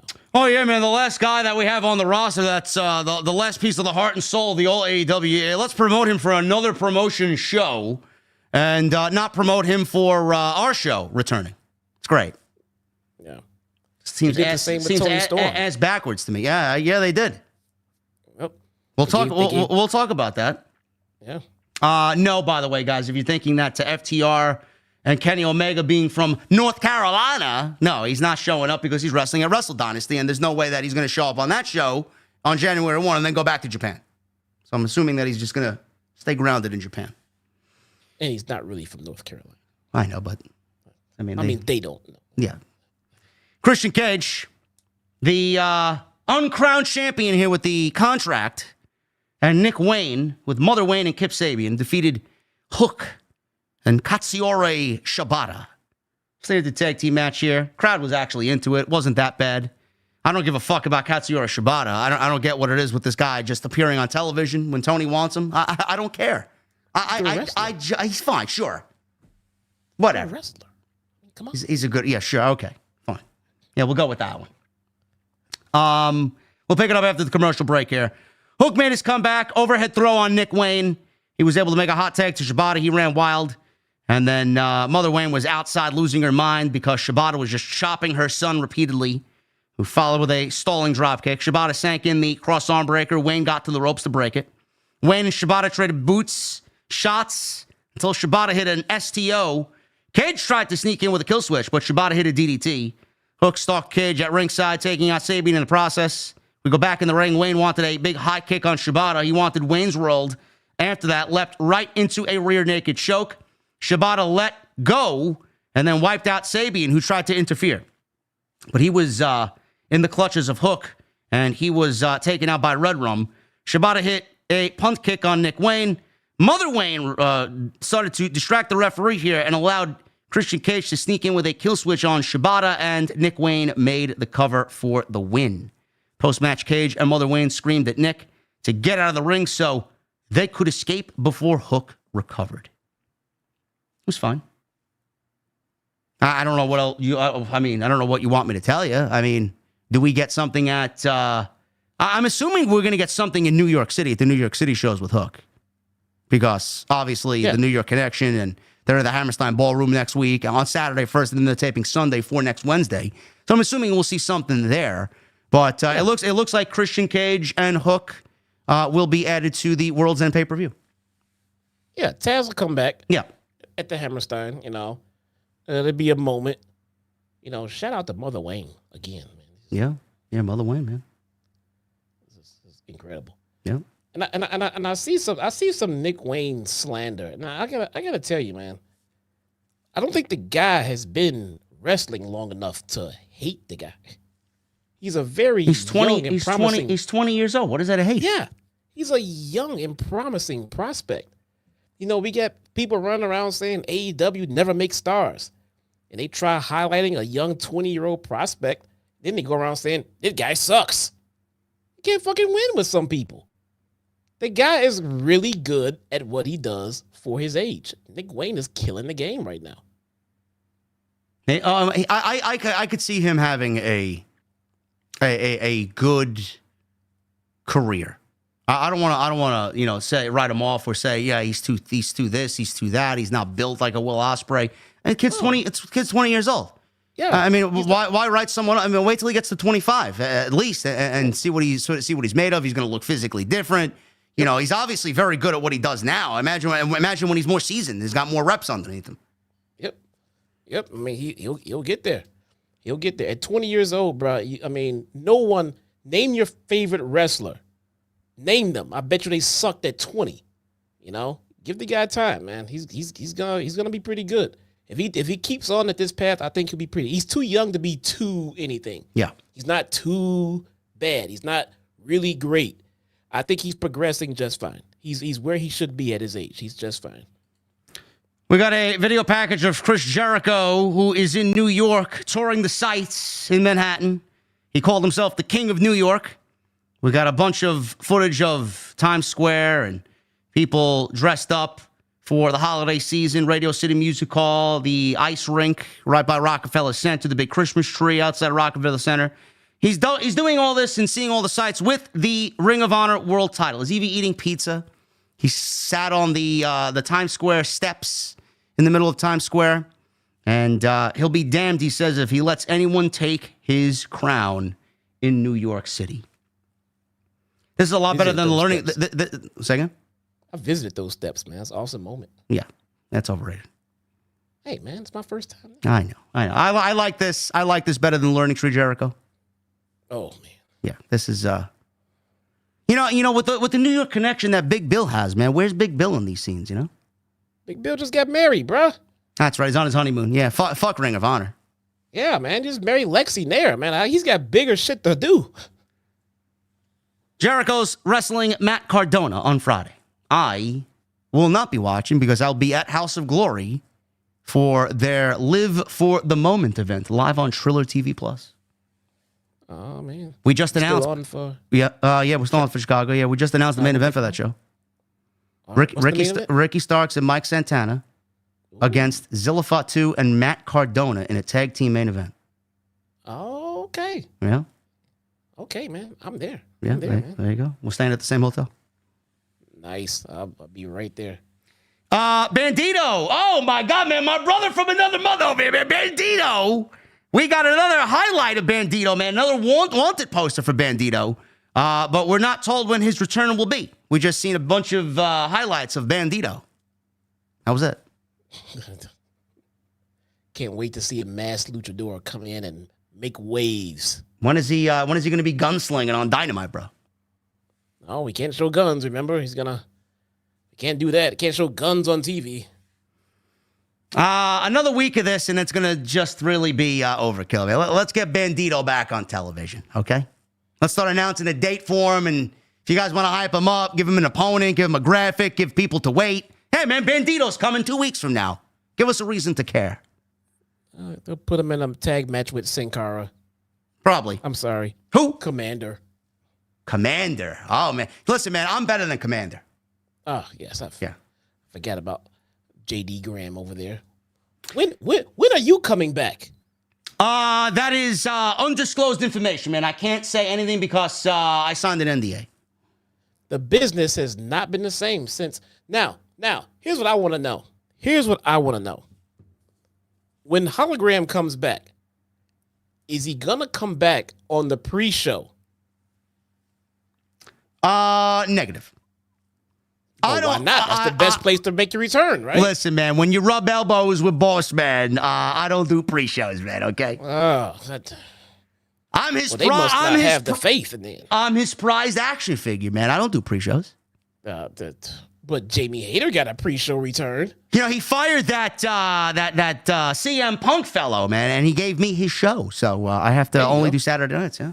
It's the Commander show now. I know. Oh, I'm sorry. The Hologram show. How could I confuse them? It's my show, man. I know we look the same, man. We look the same. We all look the same, man. But it's my show. Shout out to Sin Cara. Who? There you go. Mariah May. May I ask why Thunder Rosa is getting a championship match at the pay-per-view? Does anybody? This makes sense? Does it? Please inform me, man. I don't know what's going on here. Got his notes out of here. Because Thunder Rosa used to be champion. Wow. I mean, listen, man, this type of storytelling. Oh, my goodness.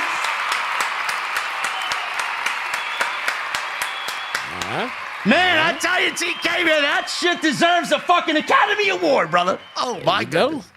There you go, man. You fucking kidding me? You fucking kidding me? Awesome. Because Thunder Rosa wants a title match. She wants her title back. Oh, man. Yeah, what has she done the last 3 months? Feud with fucking gimmick infringement, the HOLOGRAM, right? Yeah, she's been on Collision doing Collision stuff. Wait, wasn't she in a tag team? Oh, no, she was in a tag team with Tyra Valkyrie. Who? Sorry. That's the wrong one. Who's that? That was Deonna Purrazzo. Johnny TV's wife. Okay. Yes. Okay. That was That was Deonna Purrazzo. Isn't he doing something with the Maximum Male Models now? MXM, you mean? Bruh. Maximum Male Models, yes. They just had a barn burner on Saturday. They were in a match with 14 other guys. That sounds like something that should be on the hub, bro. Oh my God. I didn't even think about that. Yeah, the way they hold their gimmick, man, I wouldn't. They had a barn burner. You said that. You know what else is burning when they're on TV, man? The fucking ratings. Yeah, no shit, man. That was a match. Man. I don't know how you guys wear these fucking masks, man. I'm itching over here, man. My goatee's itching over here. Orange, the Outrunners, Commander, Garcia versus Eminem, and the Premier Athletes. Apparently, there's like 5 of them. I don't even know who's in there. I didn't even write it down. You got M&Ms over there. You're not giving me M&Ms? I got the Eminem collection. Sorry, the MXM collection. Sorry. What's your favorite M&M? The brown one. If you don't say pretzel, I got to get ready. Oh, I thought you meant the candy, geek. Yeah, the brown M&M. What are they? Just the milk chocolate ones, man? You that boring? No, they got the green one, they got the brown one, they got the yellow one. Fucking guy. And they got, I think, a red one. How do you drink out of this fucking thing, man? Holy shit! You still trying to drink through the fucking mask? Fucking ridiculous. Poke a hole through, and then you can fit what you want through the little hole.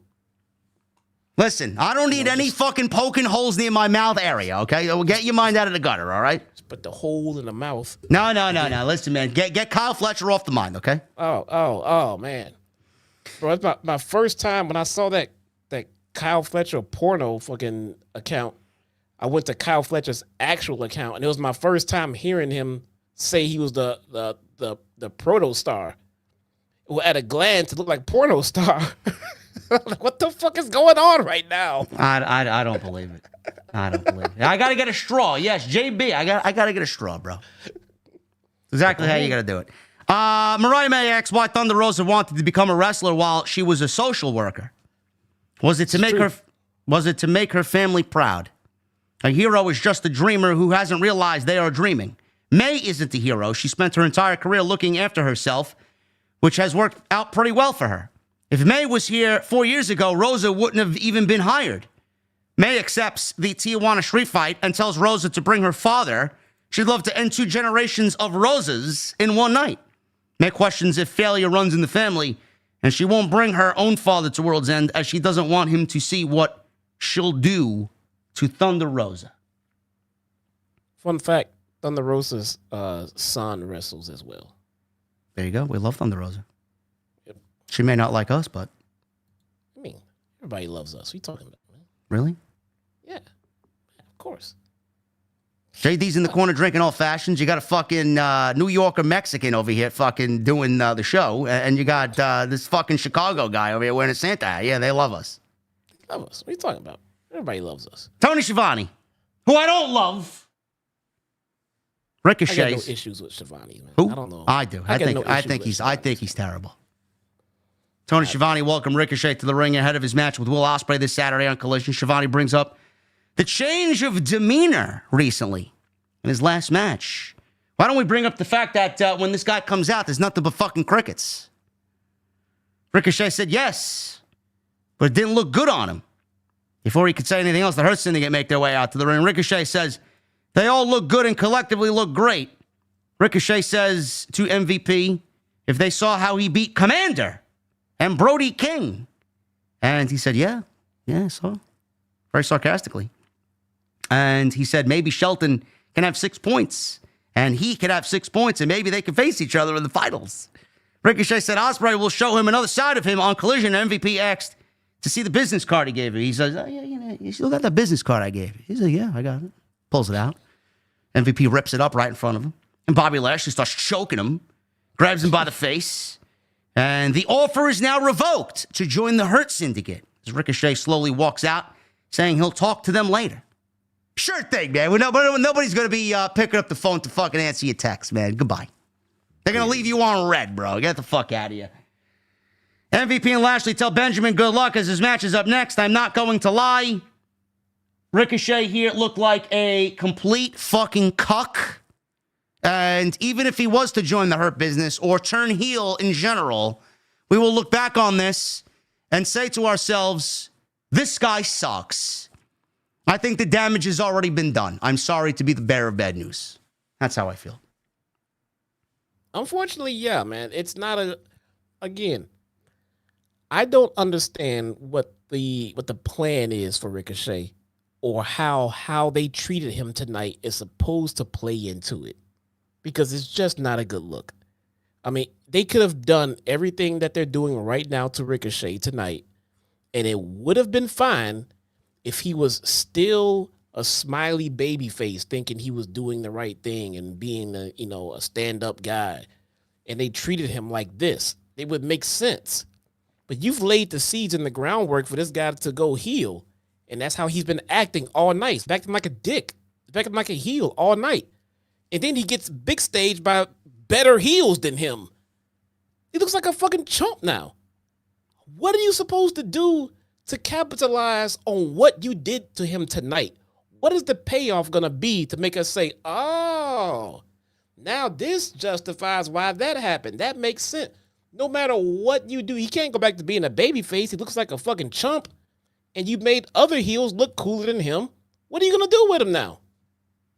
This guy looked like a complete bitch, and he would not ever fit into the Hurt Business after tonight. So good luck on getting that to happen, man. I don't give a fuck what happens to him. If this is a story or a long-term story that they're playing out. Whatever the fuck he's doing out there, man. You ain't funny, bro. It's fucking so lame. You ain't funny, man. I mean, if this is him coming up with his own spiel, I think we need to revoke fucking talent booking their own shit in AEW, man. We need a little bit of a tighter ship over there. That's awful. Fucking awful. No, they might as well go ahead and put his catchphrase, his new catchphrase on a shirt. The catchphrase of what he said to fans on social media a few weeks ago. I have it written down if you want me to pull it up. Aha! No. His catchphrase. Hold on. What is it again? Suck my dick. Keep it right here. You should totally fucking screenshot that and put it on a shirt, man. Man.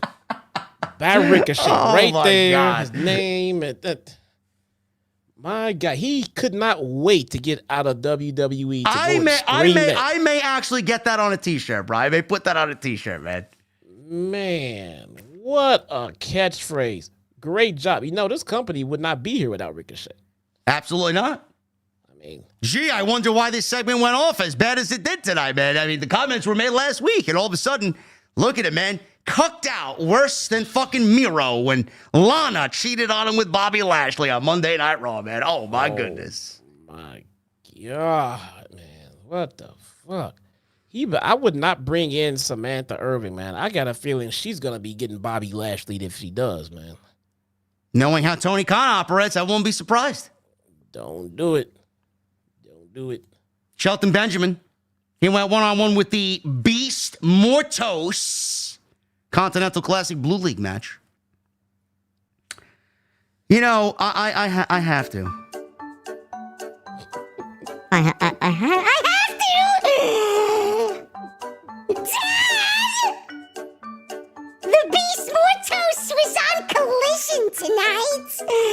I have the Beast Mortos and Commander in the Continental Classic. But my guy Hologram, he's out with injury yet. Are you so proud, Dad? Ma! Are you gonna watch the finals of the Continental Classic with me? Hologram's gonna be back very soon. I can't wait. Lucha Libre is thriving in AEW. The ratings are in the fucking toilet, but I don't give a shit.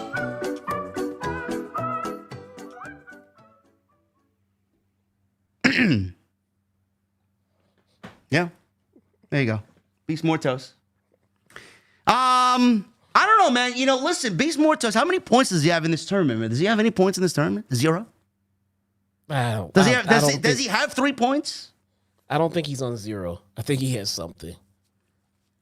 Somehow, someone actually had to lay down to Beast Mortos, bro. Yeah, Frank the Attorney, man. Can't get the job done. We go to a commercial break here. Benjamin crotched him on the rope. I don't know what he was going for. Mortos looked like he just slipped off the rope, but Benjamin got him with a big pump knee. We go to a commercial break. He falls out to the floor. We return, and Mortos hits a pinfall for a near fall. MVP talked about a procedure that he was on commentary, by the way. Talked about a procedure Benjamin had recently on his knee. And Mortos follows up with a snap power slam. And Mortos then hits a top rope twisting senton for a 2 count. Mortos wanted a spinning backbreaker, but Benjamin countered into a power slam for a double down. Mortos sat up, and we get a stare down between the two. Mortos fires off multiple headbutts, ran wild into a Benjamin thrust kick. Rolling German suplexes here from Benjamin. The crowd got into it. They were big time into Shelton Benjamin. Multiple step-up knees in the corner. Benjamin hits the T-bone suplex for the 1, 2, 3. MVP called his finish the hurt fall. I'm watching James Bond over here, man. Skyfall, you know? I could dig it. Yeah, the Hurtfall. Benjamin is looking really good, man. You know, I was thinking to myself, it might be a little out there, but Benjamin right now, he's in the same league as Okada. And I put on social media that with both of them in the same tournament or in the same league, you know, I would love to see the fact that Benjamin has wrestled so great. I'd say the semifinals in the Blue League should be Shelton Benjamin and Kyle Fletcher, be honest with you, man. You know, it's tough to think that way with Okada in the same league, but the way he's operating, man, the way he's wrestling, the crowd reactions he's getting, the crowd reactions that the Hurt Syndicate are getting week by week, they're just getting bigger. It's very difficult to sit here and say Shelton should not be in the semifinals, and I genuinely mean that. Yeah, I'm not following the tournament close enough to try to fantasy book who might come out of where. But it just feels like Kyle Fletcher should win the whole damn thing. He should, yes. It really should. I mean, because they've been building up Okada as being the best, you know, tournament wrestler and you know in history, and Will Ospreay saying how much he needs this. They actually, I forgot to mention this in the Collision Corner actually, but they actually made sense of Ospreay not being involved with the Death Riders and them trying to take over the companies, because Will Ospreay has been losing and that's eating him up, and he is focused on getting back in the win columns, and he thinks that winning the Continental Classic is the way to straighten things up where he'll be happy, and then he'll be ready to get with Orange and figure out this whole Death Rider thing. But until then, he's just asking Orange to be patient with him while he gets this situation under control with his losing, because he can't stand that. So he's selfish. Well, he said that basically, yes. And then Orange Cassidy made a pretty damn good point. He said, well, there won't be an AEW next year if these fuckers take over the company. That's a shoot. And I'm sitting there like, got a point there, Will. That's a shoot right there. It's not even a work, man. That's a shoot. Well, you got a point, Will. But that was... I mean, does it make complete sense? No, it's coming off selfish. Or you can say it's Ospreay's his winning spirit, his competitive spirit that's driving him to be focused on winning. Nonetheless, it's a reason why that's not the primary focus of what he's doing right now. I'll take that. Sure. Whatever. Darby, not my bad. Darby. Okay. It was Darby he was arguing with. Okay. It wasn't Orange. Well, after the win over the Beast Mortos, Lashley and MVP returned to the ring, and Lashley beat up Mortos in the corner until MVP told Benjamin to take him for another ride with German suplexes. MVP said this is what Daniel Garcia has to look forward to on Saturday night. Garcia's music hit, and he comes out with the TNT title. He says he's not stupid. He knows what will happen to him if he goes into the ring. MVP agreed and said, yeah, you'd be stupid. So what do you think he does? He doesn't care. He runs into the ring, but Mark Briscoe joins and backs him up. The Hurt Syndicate still had the numbers. MVP cracked Briscoe in the back with his cane, broke it over his back. Lashley flattened Garcia with a spine buster, and Benjamin wiped out Briscoe with a thrust kick. MVP gave Benjamin the TNT title and held it up before draping it over Garcia, who was on the mat. Crowd chanted, "We hurt people," as the crowd is solely in favor of the Hurt Syndicate. Not looking good for Danny Garcia here, man. That match is happening on Saturday night. I don't see any way how Tony Khan books Danny Garcia to beat Shelton Benjamin. Now, clearly, with what we saw here, it looks like Shelton Benjamin is next in line for the TNT title, and they just gave that title to Danny Garcia. And even when we get to that point, are we going to have Shelton Benjamin lose his first opportunity at a title against Danny Garcia? Let's be honest, bro. Shelton Benjamin could outclass Danny Garcia on any given fucking night. Yeah. It's a good call. I don't know what they do here. No. You do. I don't give a fuck. I mean, he's boring. He is. He's done nothing. He signed a contract. They suckered him into a contract. Yes, please stay with us. Don't go to NXT. We'll give you the TNT title. And they gave him the TNT title with zero plan, because this company has no vision. And now you got Shelton Benjamin, who's fucking red hot, with the Hurt Syndicate, who's red hot. Gee, I wonder what the right decision is there. Yeah. I don't know. To me, Danny Garcia was a little bit more interesting before he signed his deal. Now, I don't think it's about, oh, I got my money, I'm gonna relax. I mean, I don't know. Sometimes it's the little things. Like he doesn't do his dance anymore. That's not his gimmick. but it wasn't like the dance was the reason why he was interesting. But I don't know. His gimmick, his character felt a little bit looser, I think. Even more serious. I don't know. Honestly, I can't put a finger on it, but I swear it came off as a little bit more interesting than what we're getting right now. He hasn't been as interesting since the days of him being a sports entertainer. Yeah. In the Jericho Appreciation Society. Yeah. You know, I don't know. And then him wanting to battle his inner demons. Do I be a sports entertainer? Do I be a pro wrestler? Do I join Bryan Danielson? Do I stay with Chris Jericho? That's when he actually had some character. And he was hot. Now, forget about it. Guy's ice cold. Renee's backstage with Ricochet. He says he doesn't know what that was all about with the Hurt Syndicate. Yeah, they cucked you out, bro. That's exactly what it was. Since they gave him a card in the first place. Ricochet says it's beside the point. Well, MVP told him don't be a kiss ass. That was his explanation for ripping up the card. Ricochet, that's beside the point, he says, as he has 6 points in the Continental Classic, and this Saturday he steps into the ring with one of the reasons he came to AEW, Will Ospreay. Yeah, sure thing. Wow. He didn't come here for just Ospreay. He came to AEW to shut people up and says that's why he's going to have his eyes on the next match. Ricochet made a cocky sound. He said, "Ha-ha!" I don't know what the fuck that was. I don't know what that was. And then all of a sudden, Swerve Strickland and Prince Nana show up. Strickland called him a turd, and then he called him by his real name, Trevor. Saying he hoped he would have changed when coming to AEW, but he's still the same old Trevor, a follower. Ricochet says he wondered how long it would take to hear the Swerve's House stuff and brought up how Strickland failed to win the Continental Classic last year when Ricochet will win it this year. Ricochet walks away cockily, and Nana said that's fine. At least they aren't bald. You know, funny thing you mentioned follower and Trevor. Because we were talking about Ricochet and his catchphrase. It was a fan that said something about Ricochet that he didn't like, and Ricochet responded with, "Why do you even follow if you don't like me?" All right. And then the guy replied, "Put the phone down, Trevor." And Ricochet brilliantly replied, "Suck my dick."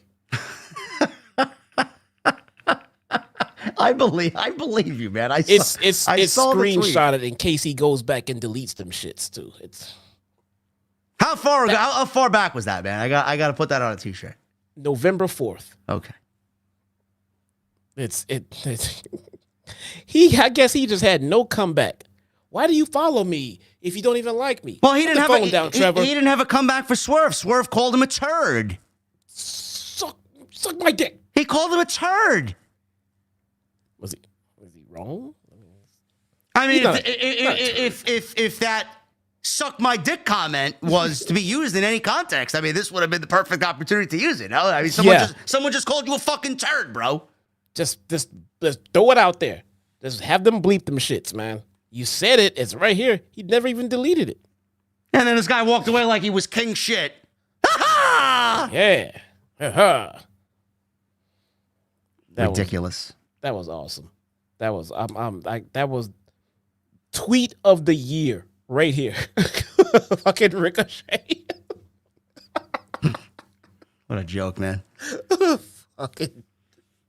This guy comes to AEW, man, within 3 months. Within 3 months, he's ruined all fucking perception and aura about himself, man. When did he join AEW? His wife is out of the public spotlight, and she's still hotter than Ricochet is. Believe that? My God.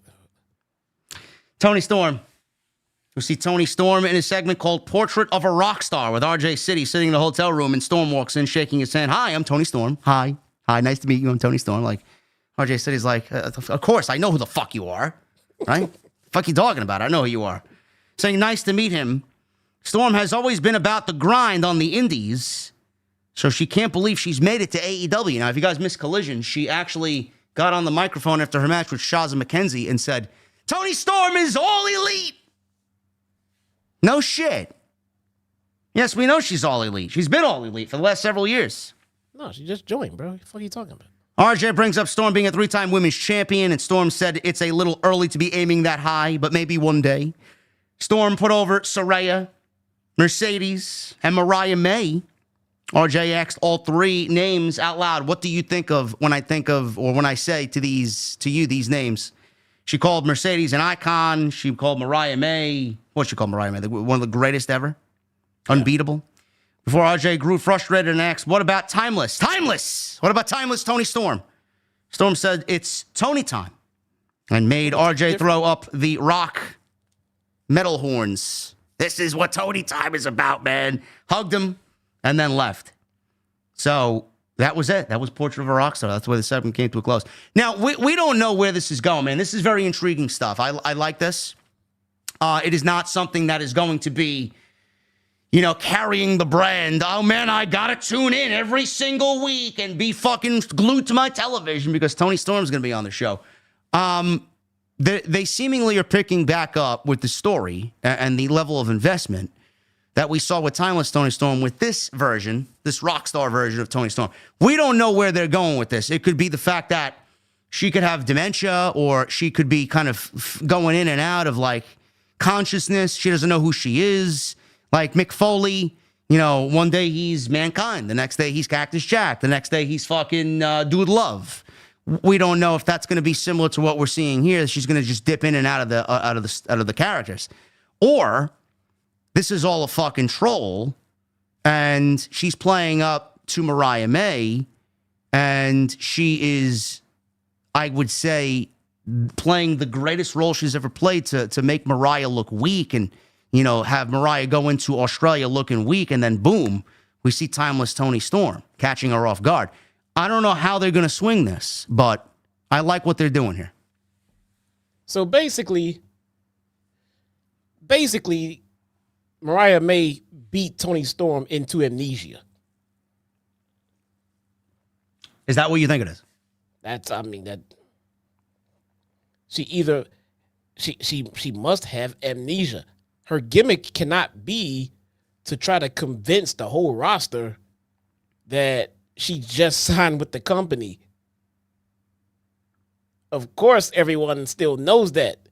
She's not just trying to ruse Mariah May. She's going around everybody that sees her. Hi, I'm Tony Storm. Nice to meet you. So what the fuck? What are you talking about? She met Thunder Rosa on Collision. Interrupted Thunder Rosa's interview to introduce herself as Tony Storm. Thunder Rosa, all right, shook her hand. Yep. Tony Storm left. Thunder Rosa went right back to the interview. Like she just whatever. It's amazing, bro. Yeah. Look, this might work. It is going to work. Because Tony Storm puts the effort into her gimmicks now. And this might work because of the success of Timeless Tony Storm. Yeah, she's just the living embodiment of giving everything she has to a character. Yeah. And we've seen that. So, it's going to work just based off that. Yeah.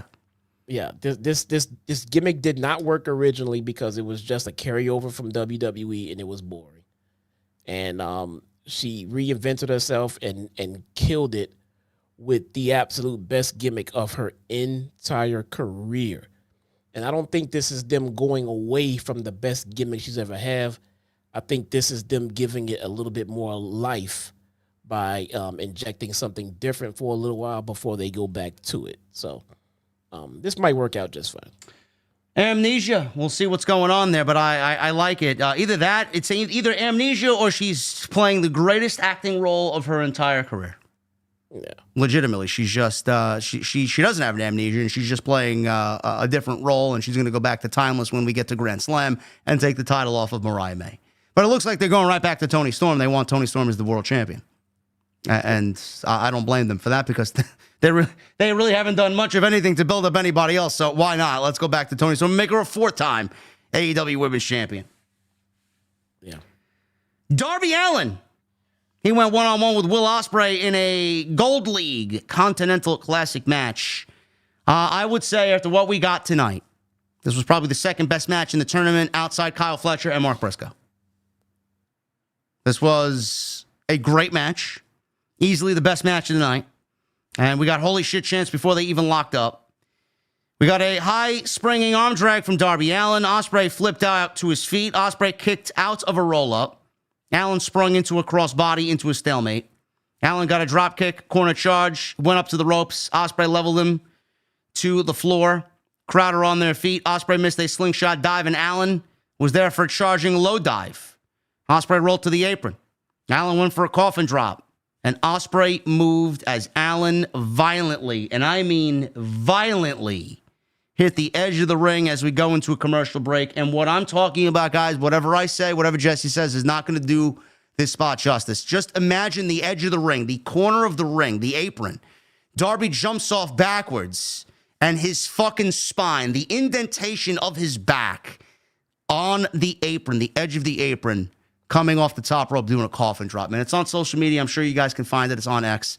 Yes. Listen, I'm not a pro wrestler. I'm not going to tell these guys what to do and what they can't do, but Jesus fucking Christ, man. The kid is 31 years old. He will be retired by his 32nd birthday, bro, if he continues this shit.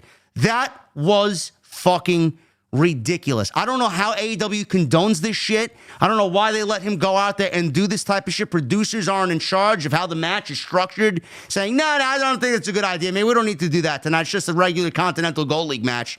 I mean, I don't understand why they send this guy out there, man. He's going to be fucking dead one of these days in the ring with the shit that he does. This was fucking ridiculous. Well, I believe it was a bit of a botch. I do believe. So if you haven't seen the spot, guys, he didn't just hit the apron, the hardest part of the ring. It looks like he kind of missed it looks like he was trying to hit the apron square, but he ended up hitting the actual literal corner of the apron, the actual intersection of the apron and the part that goes down. His ass hit the direct corner. Imagine Shawn Michaels and his back hitting the corner of that casket at the Rumble that fucked up his back for life. He hit the actual fucking corner from the top rope. I don't think he intended to hit that actual, because if you hit the apron square, it's actually just it's a solid bump, but it's not as bad as where Darby hit. Darby hit the absolute worst possible part that anyone could ever hit of the fucking ring, and it looked really fucking bad. Yeah, that was ridiculous. That was just ridiculous. I mean, he does this every single time he's in a major match, and it's just cringy to see, honestly. I don't know why you can't save that spot for just the big time matches, the big shows. He saves it and does it in front of 2,500 people on Dynamite in Washington, D.C. It's ridiculous. Yeah. He'd be lucky if he would be lucky if he could even wrestle in the rest of the Continental Classic after that spot. But he charged on here. So we come back from the commercial break. Allin is somehow fucking still in there throwing himself around. Desperation, coffin splash. They went back and forth with some counters. Allin floated over into a stunner. They both doubled down. Allin went up top, and he was cut off by Ospreay. Cheeky Nando's kick. Ospreay's now up top on the top rope. He rolled through a leap of faith. Allin went for a code red. Ospreay flipped him over into a hidden blade. Nailed it. Ospreay went for a stormbreaker, but Allin flipped out and hit a perfect code red. The pinfall here was fucking great, to a point where they put a camera shot on the crowd, and you saw people legitimately giving a standing ovation to this. Holy shit chants. People couldn't believe it. Ospreay sold the shit out of this pin, bro. He was like fucking crazy legs in there, man. Fucking going crazy, wobbling back and forth, really struggling to kick out. The referee had the 3 count almost there, and he kicked out just at the nick of time, man. That was a great fucking spot. Probably the match of the whole fucking show, honestly. It was incredible, man. Yep. And I think that's exactly why the crowd was hyped before it even started, man.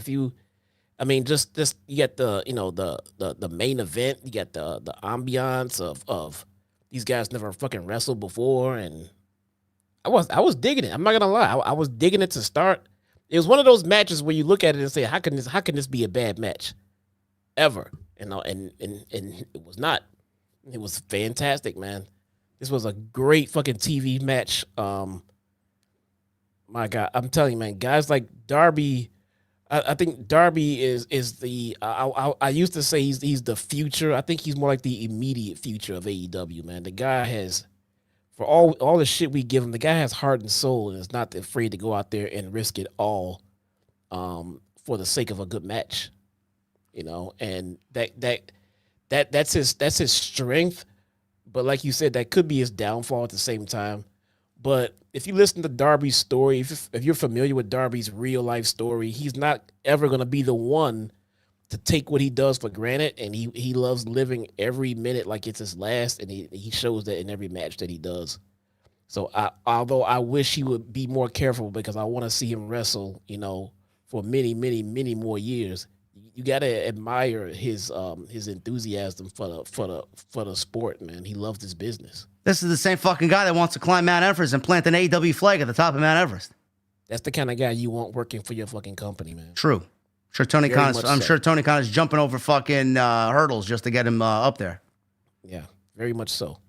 I mean, now that being said, yes, I entirely agree with everything JD said about him taking it easy and saving the big spots and everything else. But that's just not in Darby's MO, man. Every match is a pay-per-view, and he goes out to try to entertain to the highest level every time. And I can admire that. I just want the guy to be safe and not die. That's all I want. Yeah, there's two different mindsets in the company. You got someone like a Will Ospreay or an MJF or a Swerve who want to have longevity to their career and be the fucking Hall of Famer. Darby wants to go out in a blaze of glory. You don't give a fuck if he retires tomorrow, as long as he does what he wants, Yeah. Two different people. So after that unbelievable pinfall kick out of the Code Red, both guys are throwing bombs at each other, chops and forearms. Allin wouldn't go down. Spun into a La Magistral for a 2 count. Ospreay sprung up for an Os cutter. Allin sidestepped him. Springboard coffin drop, 2 count. They climbed to the top ropes. Allin wanted a superplex to the outside. Ospreay held on. Kicked out Allen's legs and hits a Styles Clash out to the floor. Now, this looked pretty safe. I thought this was going to look a lot worse than it was. But Ospreay did sell his knee on the way down, and then the referee came over and checked him out. Everything was good to go. So good on that spot. Really cool. But it looked devastating. Yes. And so in terms of the kayfabe, for all the wrestling fans, wrestling buffs out there, the Styles Clash is, in fact, one of the most controversial moves in the history of pro wrestling. And to be able to safely execute it off of the apron onto the floor, it's pretty impressive, man. Yeah. Those two guys managed to nail it. They pulled it off. I mean, it was a hard bump, but yeah, like you said, it did look safe for what they were doing. So kudos. So there was a count out there. Ospreay opted the count out way, so I don't blame him because this is a tournament match, and a win would net him 3 points. Crowd started chanting, "You killed Darby." Allin gets back in a 9 count. He rolled right into an Os cutter. Ospreay then wanted a Stormbreaker. Allin spun out into a Scorpion Death Drop. He limped into the corner up the ropes, coffin drop. He wanted another one, and he hit it for the win. And he beats Will Ospreay and gets 3 points. I was actually genuinely shocked that Ospreay lost this match, Jesse, which makes me believe that Ospreay going into Collision on Saturday is going to beat Ricochet. And Darby has Claudio, which we saw last week, not last week, but a couple of weeks ago. Claudio actually took care of Darby pretty easily, which had you and me questioning, like, this is the guy that they want to win the World Championship and beat Jon Moxley. I think Claudio gets his, or Darby rather, gets his revenge over Claudio, and I think he gets his win back. Yeah, man. Yeah, they are. I feel like at this point, I feel like it's safe to not freak out when it appears that Darby is not looking very strong or looking very good. Yeah. It appears safe to say that creative is going to take care of Darby Allin at the end of the day. So if he takes a big L, and if he looks bad here, look bad there, normally we might be worried about, they're gonna fucking bury him. It feels like they always have something to make Darby to keep Darby looking good going forward, no matter what.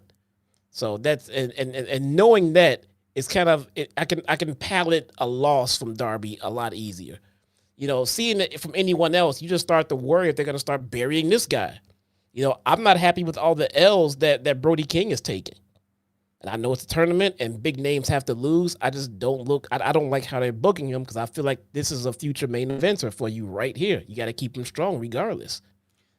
But Darby, I think they're going to keep him strong regardless. So I'm not worried about Darby anymore. Darby is going to be a fan favorite for life. I don't think Darby's ever going to turn heel.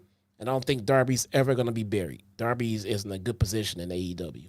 So this was the last Continental Classic match that we got tonight. Shout out to BX Mills in the Twitch chat. Thank you for joining us over there. And we got my guy Hollywood Eric donating and sharing 100 bits on Twitch. Thank you, guys.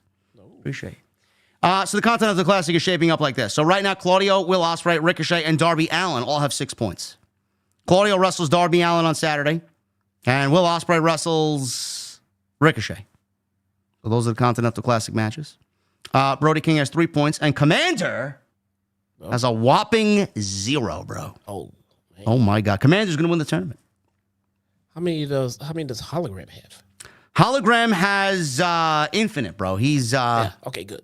yeah, he's if he was in the tournament, he would absolutely have as many as Kyle Fletcher. Good. Yeah. I will say this about the Continental Classic. I don't quite remember the build from last year, but this tournament is definitely giving some meaning to a lot of matches that would otherwise have none. All right. One can look at it as, well, it's a way to lazily book the show because a tournament is easier to tell a story in.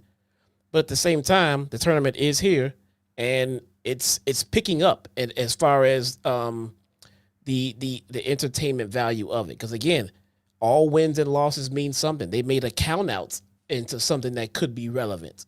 You know, oh, what if it's a count out? Well, who cares about a count out? I care. It's a W. It's a straight up W in the tournament. So everything matters. Everything matters a little bit more for the matches that we're getting. And for that, I could appreciate the tournament right now. So right now, the league standings are as follows. Those 4 guys have 6 points. Brody has 3. Commander has 0. The Blue League has Kyle Fletcher at 9. Okada at 7. Mark Briscoe and Shelton Benjamin have 6. So Mark Briscoe is actually having a very good tournament compared to what he did last year. He had 0 points last year. Danny Garcia has 4 points. And the Beast Mortos has a whopping 0 points, bro. He's got a donut. Well, we know where the comeback kid's going to be this year, right? He will have... Oh, crap. Oh, I forgot. He will have what? You needed Christmas donuts for the family on Saturday? What? No, man. I had a... Where is it? Krispy Kreme? Fuck. I had a promo. Here it is. I had a promo. Okay, so Collision started off... Go back to Collision Corner. What? Go back to Collision Corner. You want me to switch to Collision Corner? Let's go. Hurry up. Go back. Okay. I don't believe this guy over here, man. You hired me for one night. This guy's getting drunk at the fucking bar. What do you got? Collision starts off this Saturday with an opening promo from Okada. Okada says, Beast Mortos. No. Bitch Mortos. And then Beast Mortos replied with,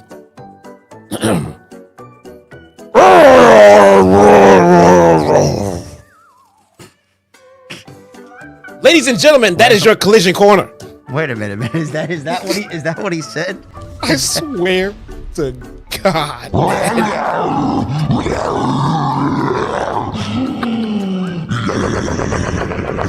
I swear on everything holy.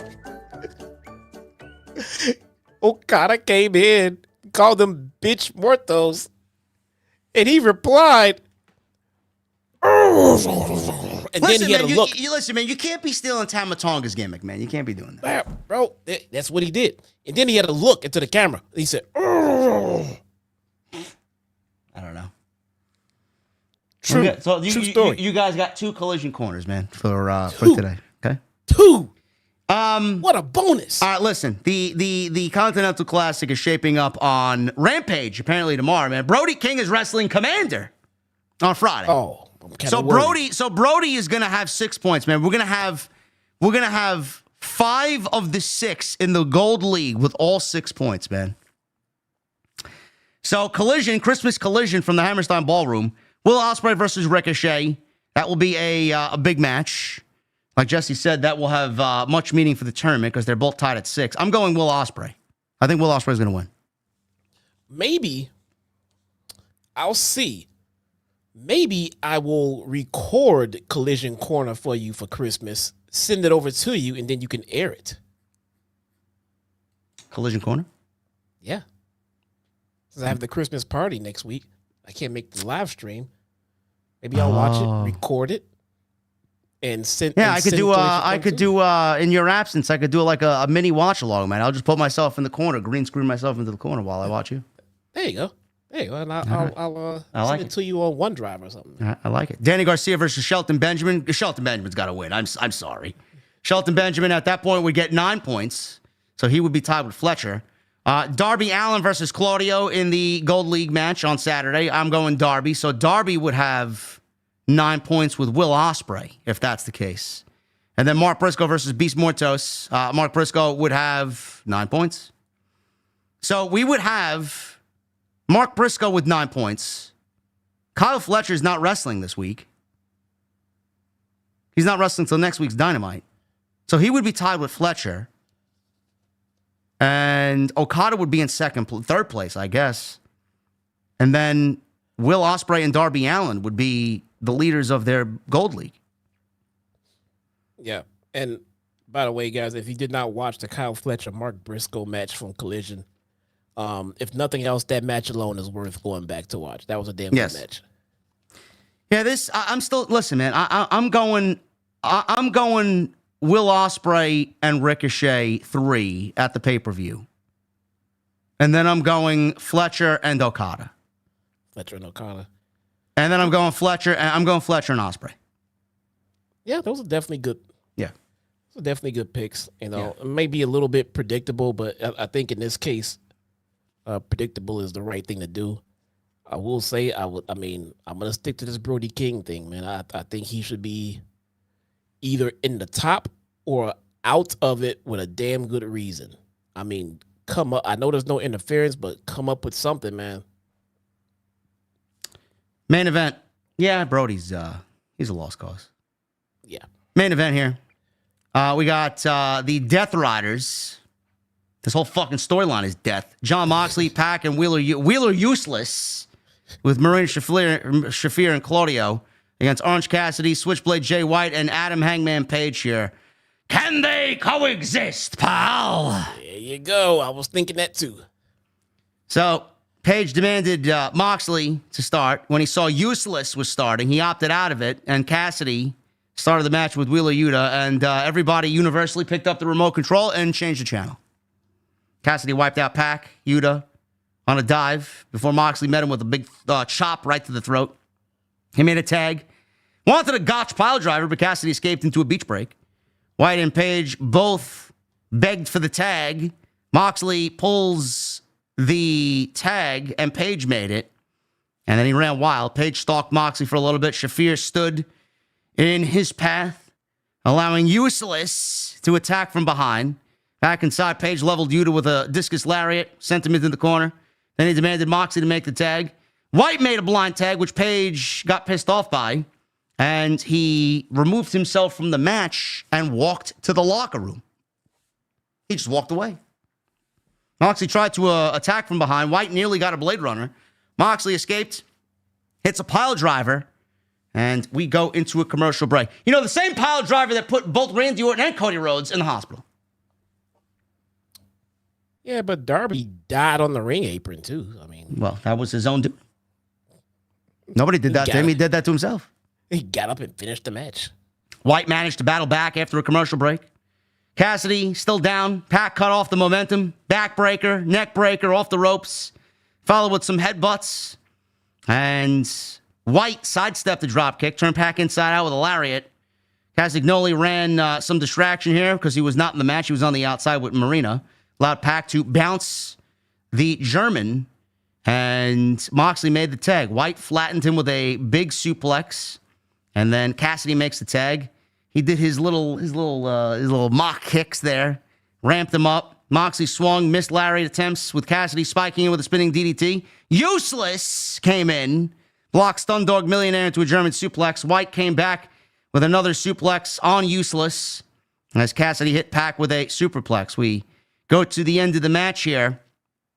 Adam Page eventually comes back out And he's back in the match now because things went his way. So he wanted a buckshot, but Cassidy hit an orange punch instead.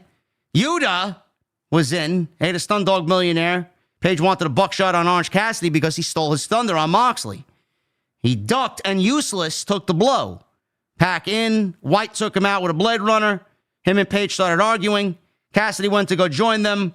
Moxley stole the pin off of his schoolboy because both Page and Jay White were arguing, and they didn't see what the fuck was going on.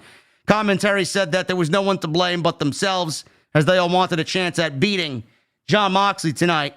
And right now, they couldn't coexist. On 2 weeks from now, Saturday or Sunday, whenever World's End is, they need to basically go every man for himself and try and beat Jon Moxley. Post-match, Page, White, Cassidy all kept arguing until Death Riders surrounded them with chairs. So they put the arguing aside and started to fight with them, except Moxley, who bailed with Shafir. Useless, Claudio, and Pac were left to get their asses handed to them as the show ended, as they all stared Moxley and Shafir down. I, Jesse, could not give a single solitary shit about anything that's going on here outside of Adam Page. That's it. Don't care. I don't know what else to say. Yeah. Don't know how else to say this, man. The problem is, this is the main storyline of the company right now. So this should be the most compelling. This should be the most interesting. And it's not. So even if, like, let's just say the story's not that bad to you, or whatever the case may be. Say maybe you're enjoying it a little bit. For those who are, does it feel like the most important story in the company right now? No. Because it doesn't to me.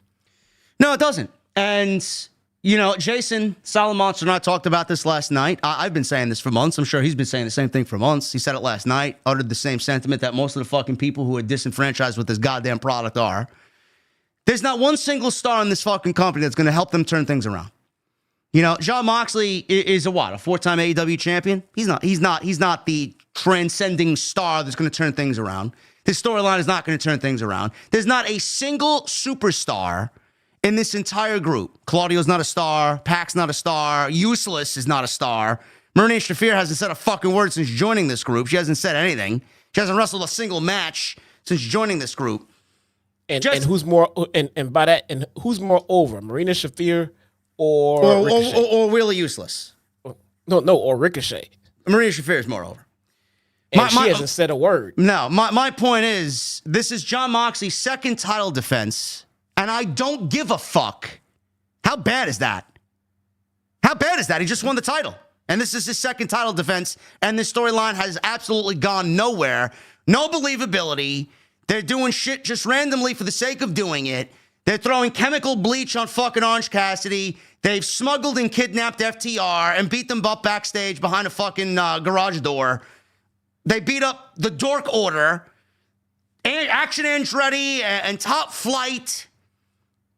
Second title reign, bro. Second title match here, rather, in his fourth reign as AEW champion, and this is dead. It's gone nowhere. The quicker you end this, the quicker you accept that this is a fucking failure. I don't know what they're doing. Yeah. And if you're just joining us, guys, this was a good show tonight, actually. It was. The complaints you were hearing from us is about the overall creative direction, because even with a good show like this, at the end of the day, you're still asking questions about the creative. They actually managed to put on a pretty good show tonight with their in-ring work and the segments that they did do. But everything that they do leaves us questions as to what's going to happen going forward, which leads back to the bad creative. Yeah, it's awful. That is your AEW Dynamite post show, guys. I appreciate you very much here for joining Hologram and the Chi-Town Smark here on this Wednesday night. We're going to get into your super chats. There was a goal. If you guys wanted to reach the goal, I would have ended up doing a extra 30 minutes with the mask on. We only got 4 out of 10 on the goal. So I get to take the mask off as soon as I finish this super chat. There we go. Make sure you guys get those super chats in if you want to support the show. Other ways to support the show, hit the thumbs up. Leave a comment down below in the comment section as soon as you see this video post to YouTube. We love being in the algorithm. Follow us on social media at ShotTownSmark, at JDfromNY206 on X, Twitter, Instagram, TikTok, and Cameo. And Jesse's on YouTube. Go click his name down in the description. It'll take you right to his channel. And please hit that thumbs up, man. We need 150 likes for 1,000 likes tonight on the AEW Dynamite post. Timmy No Turner with a 199. What's bigger, Triple H's ego or the Earth? The Earth is bigger than Triple H's ego. What about Punk's ego? What about Tony Khan's ego? I don't know. What about Punk's ego? I think Punk is a fine gentleman. And his ego? His ego's in check. Okay. Joey Taylor with a $5 super chat. Will and Darby match of the night. Dynamite was a fun show. Indeed, Joey. Indeed. Michelle with a $5 super chat. Darby and Ospreay had a banger tonight. And what Jericho and Moxley are doing now proves you can't have total creative control like some say they have. Garbage. Yeah, Moxley's storyline may be one of the worst of the entire year. I don't feel threatened in any way that they are overtaking AEW. Yeah, Tony Khan's on social media tweeting out, oh, yeah, it's great. West Coast Dynamite, East Coast Dynamite, everything at the same time, man. Oh, my God, man. Please watch. Nobody else will. 10 May. $8 super chat, he says, to JDgram. Thank you, 10 May. 10 May is the longest tenured VIP member. 10 May is awesome, man. 10 May is great. Man of 1,005 holes with a $2 super chat. Congrats. Your Rico shit has evolved into Rico cringe. Yeah. El Mase with a 17 months. Thank you, El Mase. JD Graham versus Hologram for All In, Texas. Book it, TK. Yeah. Still going? I'm not going now. I don't know. I don't know if I'm gonna go, man. I don't know what I'm doing. I mean, I need to have some kind of fucking passion to fly to another state to go watch it, man. When I flew to London, the passion was there, man. I was excited, man. Yeah. I mean, come on, man. They gotta titillate me a little bit, man. Man of 1,005 holes. Thank you, brother El Mase. Thank you, Dylan. Thank you for the $100 super chat earlier in the stream, brother. Appreciate you being here. Dalton Meister with a $5 super chat. Hologram fears JD Graham. JD, did you see that Punk versus Rollins is main eventing Raw on Netflix? Right move, yeah. Yeah, we talked about it on Monday. I was live with a watch-along on Twitch for the whole kickoff on Netflix this afternoon. We have 500 people watching. Great.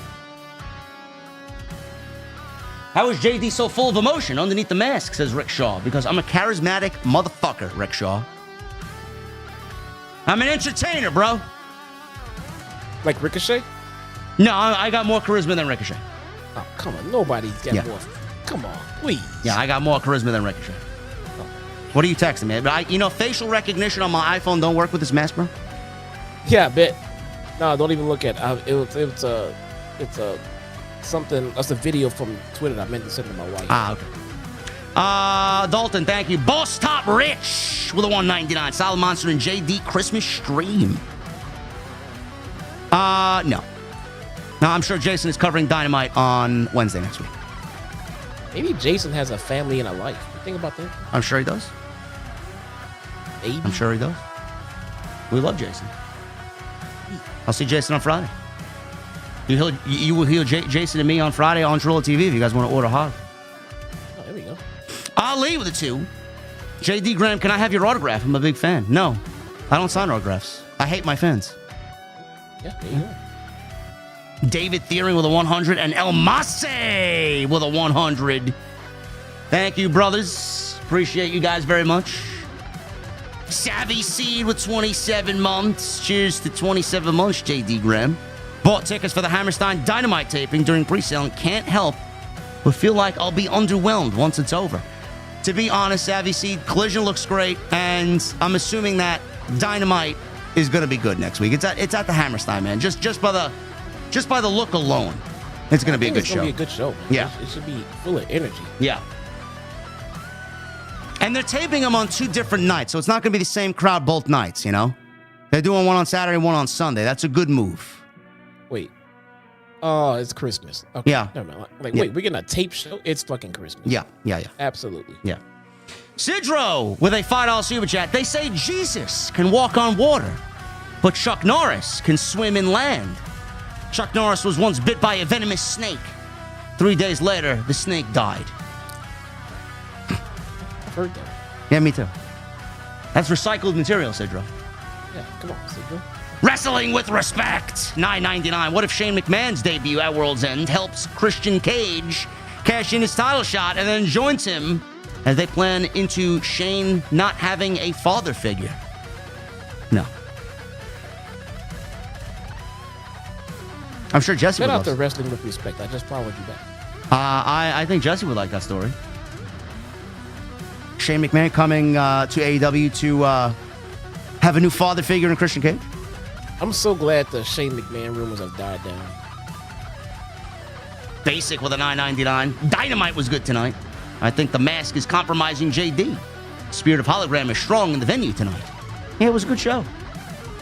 Come on, man. You want us to be fair? We're fair. Okay? Always honest, if nothing else. Always honest. Basic, thank you, brother. TK Banks with a $5 super chat. Tony Storm just doing the R-Truth gimmick. She's going to come out next week and mistake Tony Khan for Nick, thinking she's still in the E. I'd love to see that. I don't think Tony's going to go for that, man. He don't want anything to do with Nick Khan. The real Khan, by the way. Basic with a $4.99. JD, please make that Ricochet laugh a thing on the show. Aha! I was hoping that would not be a thing. Twisted. 34 months. Is it me? Or is it so effing blatant that the Kingdom will turn on Adam Cole at World's End? Oh, they're definitely turning on Adam Cole. You can see that shit from a mile away.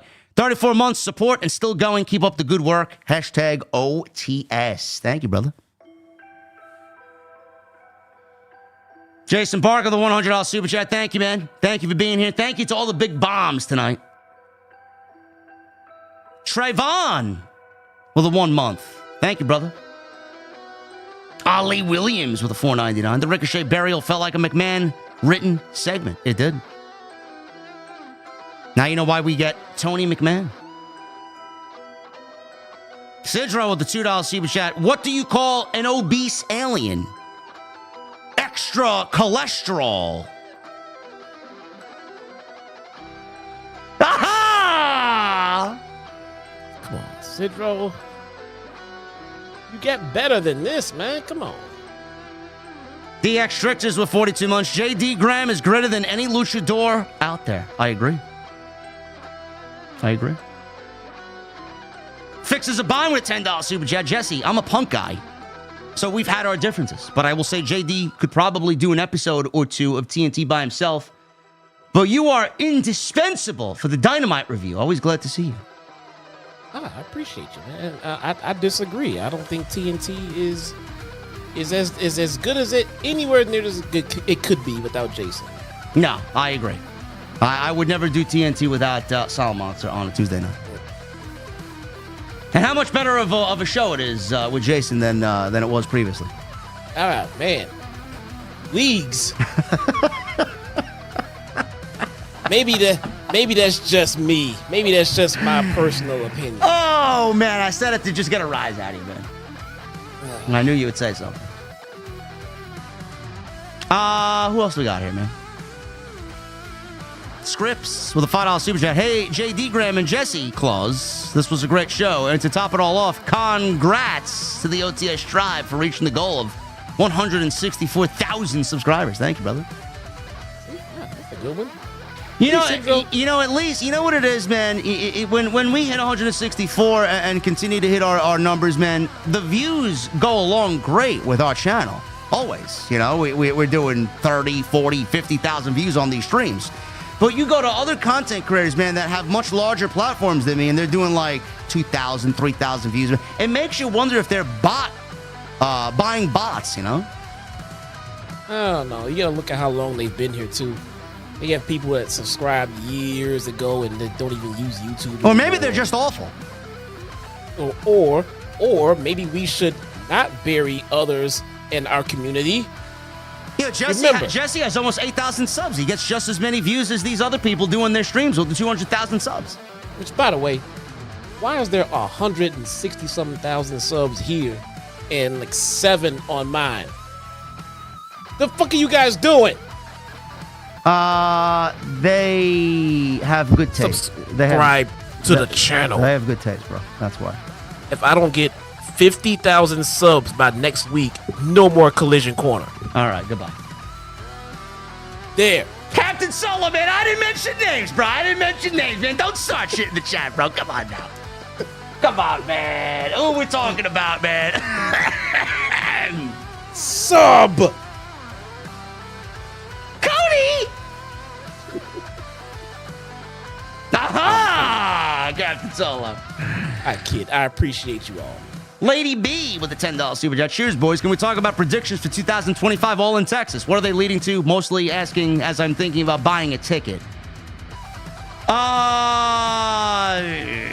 Listen, Lady B, they can't book themselves out of a fucking paper bag. You want me to fucking book All In next year? Listen, Mercedes Athena and Will Ospreay winning the World Championship. That's all I got. Let me give you some advice. Don't go to All In based on the card. If you want to go, if you have the means and the ability and the money to go to All In, and you want to go for the experience, and go for the ability to say that you win. For instance, I've never been to a WrestleMania, so if I ever come up with, the means, the money, and everything to go, I'm not gonna be ready to go and then wait to see what the card is. I'm gonna go because I want to go to a WrestleMania. So if you want to go and experience, the big stadium crowd for being around a bunch of wrestling fans like yourself, go. You'll have fun. Go. And I'll tell you right now, the live experience of a wrestling show is always better than sitting at home and watching it on TV. You're at home watching it on TV, you do stuff like we do. You break down what you saw and the story and everything else. When you're there, you get to enjoy the ambiance and the energy and the feeling. And so it's fun. So just go if you want to go. I don't know how many tickets they sold for All In so far, but they did $1 million in gate. Who knows? I don't know what that is. I don't know what that equals to, but we'll see. Lady B, thank you for the 10. Vincent Moore, 5. Y'all the best. JD Graham and Jesse's Collision Corner are golden. Thank you. Juan Castle with the $1.99. JD, is that Camille's panties on your noggin? Oh no, my God. No, Juan. I am wondering though how Excalibur does his job in a fucking mask all 4 hours, 5 hours of the pay-per-view. That's what I want to know. Oh, also I forgot. Did you see the viral encounter between Mercedes and Mina? I did. Over the weekend. I did. Mina is far superior in the dancing ability, bro. My God. It almost felt like Mercedes didn't want to dance. Is Mercedes going to win at anything here? Just get buried by Mina. The sad thing is I feel like Mercedes got some moves, too. She just didn't want to show them. Oh, yeah. She got the same moves. Yeah. Vincent Moore, thank you, brother. Juan Castle, thank you. Vixen's a bomb with 26 months. Not even AJ Styles would dream of a Styles clash from the apron to the floor. No, probably not. Not at his age, no. I think he did it from the top rope. He don't need to. Jason Parker with a $10 super chat. I needed these laughs. Today was a horrible day. I busted a water pipe at work, and I got to go to jury duty on the 13th of January. I'll be doing preparations tomorrow. I'm sorry, brother. Ooh. That busted water pipe sounds like a bad deal. I had a busted hot water tank a few weeks ago.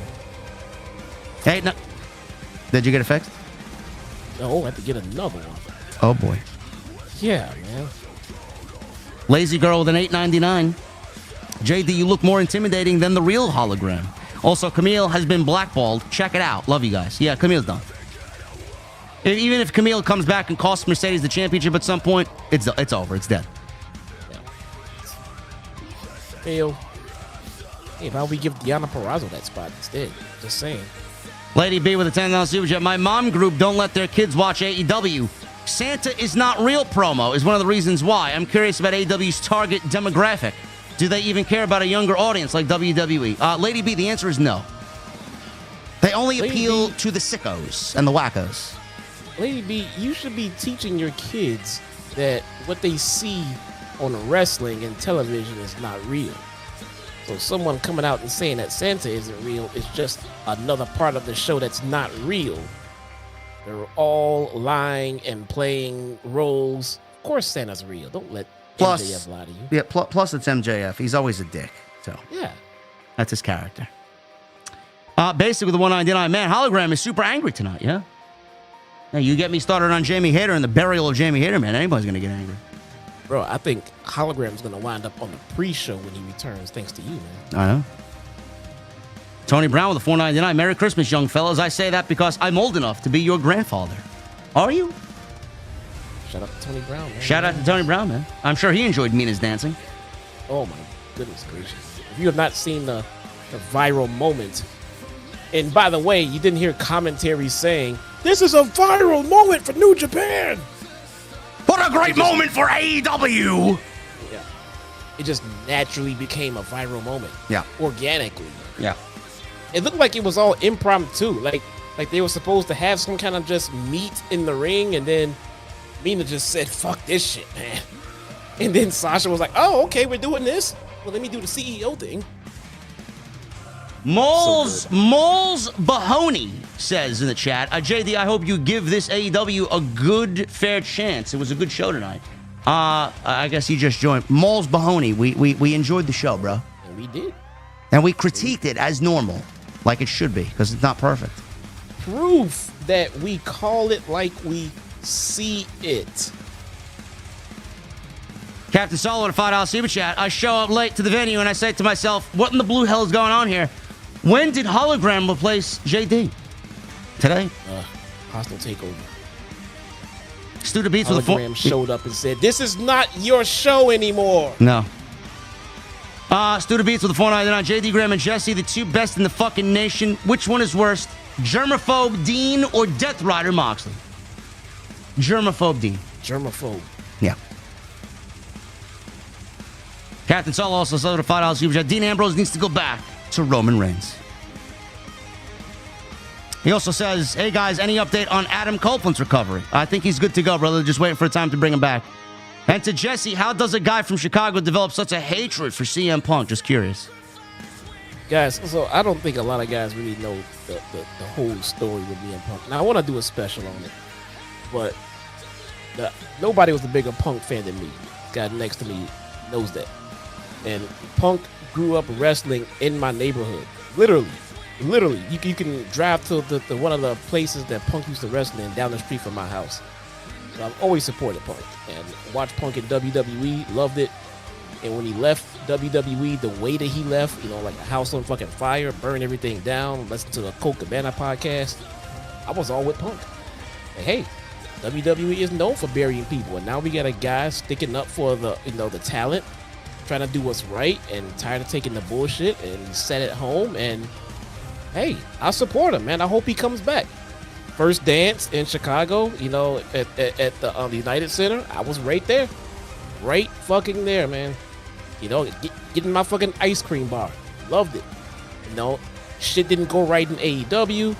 Everybody wants to point fingers about who's at fault. I mean, of course, everybody involved is at fault. No one person is the cause for everything. My whole thing about Punk is how he left.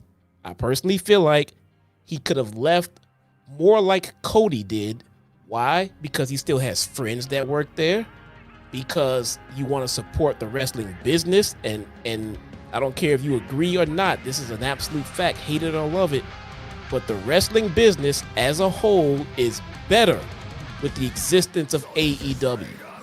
The only people that should not want AEW to succeed are people who own stock in WWE. So as someone who supports, the workers, I don't understand why Punk had to bury the goddamn company to the ground on his way out. Have your issues with who you have your issues with, quietly fucking leave. Captain Solo, thank you, brother. Don Parker with a $10 super chat. Excellent review show. Seeing JD Graham reminds me of the hologram story. That was classic material. Thanks, JD and Jesse, for the bonus collision corner. Thank you, Don. Luis Rios with the $2 super chat. Ventura's commentary on Saturday night's main event is better than anyone on AEW. Jesse was great. Yes, I enjoyed his work on Saturday night. And we got one more super chat here, and then we can get the hell out of here because this mask is itching the fuck out of me, man. Oh my goodness, I don't know how Excalibur does it. John Wick of Spider Hunters, Nate TV. So I got a call, and Jesse was screaming for me to come to the venue and kill an ant in his Kyle Fletcher fan room. Was making toys and spider hair cookies. Also, JD, your hair looks like Adam Driver, dude. Nate, you're a weird fella, bro. Yeah. You're a weird dude, bro. But thank you for the $10 super chat. I don't know who the fuck Adam Driver is, but I'm going to be driving the fuck out of here because I'm getting in the dark horse and getting the hell out of here, man. Thank you guys for joining us tonight on this Dynamite post, man. Follow us on social media at JDfromNY206. Twitter, Instagram, TikTok, and Cameo. Hit that subscribe button down below. Turn on the bell for notifications. Make sure you guys go follow Jesse on social media at Chi-Town Smart. His YouTube channel is linked down below in the description. Check it out. Join me Friday night. I will not be live for Friday Night SmackDown. A, it's a tape show. B, I got House of Glory with the Solid Monster. We'll be live on Triller TV Plus. We got a great show. Hardys are going to be in town, and Ray Phoenix is going to be in town, man. Oh, my goodness. So make sure you guys join us on Triller TV Plus. Phoenix is not wrestling, but the Hardys are. Matt Riddle's on the show. It's going to be a great show. Can you interview Phoenix? I don't think so. Okay. Also, make sure you guys go check out all the other content on the channel. Plenty of it. And I will be back in your sub boxes tomorrow afternoon, man. Should be a good one. Thumbs up, hit them. We need 80 more likes for 1,000. Thank you for the super chat love. And make sure you guys leave a comment down below as well, man. We got algorithm to take care of, and we love being in the algorithm, man. It helps us out. Until then, guys, hopefully you enjoyed this stream. I'll see you right back here on Friday with House of Glory. Saturday, we'll probably do a SmackDown review, and then I'll see you guys next week live right here with more on Off the Script. I'll see you guys later.